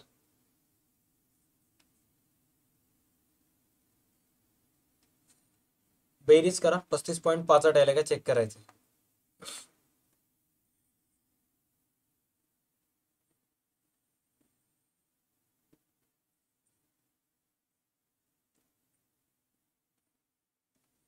$35.58. चला आता बेरीज करा किती किती आले. 55.21 प्लस 9.20 प्लस 35.58, 99.99 राऊंड ऑफ करून किती यायचं 100 अँड दॅट्स इट. अशा प्रकारे हे सुद्धा स्टेटमेंट इथंच कव्हर झालं. बस तुम्हाला आता प्रॅक्टिस करायची आहे. जेवढे जास्त पुस्तकातले प्रॅक्टिस करताल तेवढं जास्त तुम्हाला फायदा होईल. ओके. आता तुम्ही एक्झाम पर्यंत कॉमनच येईल माधव. कम्पॅरेटिव्ह आलं तर ह्याच्यापेक्षा ते जास्त वेळ खाते. त्यामुळे मला असं वाटतं एकतर कॉमन येईल. जास्तीत जास्त चान्सेस आहेत. जर ह्या चॅप्टरमधून गेस द्यायचा असेल तर मी तुम्हाला हे सांगेन की convert trading profit loss into vertical income statement, ह्याला जास्तीत जास्त फोकस करा, हे येईल. त्याच्यानंतर नेक्स्ट आहे सूत्र जे सुरुवातीला सांगितलं होतं ते सूत्र, आणि मग त्याच्यानंतर कॉमन साईजला करायचं आहे. तिन्हीकडे जास्त लक्ष द्यायचं आहे.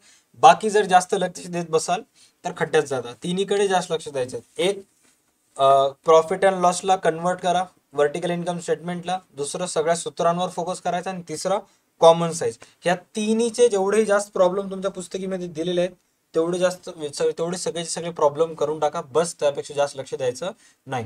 आणि आज उद्या परवामध्ये रोज 1.5 तास तुम्हाला चॅप्टरचा अभ्यास करायचा आहे.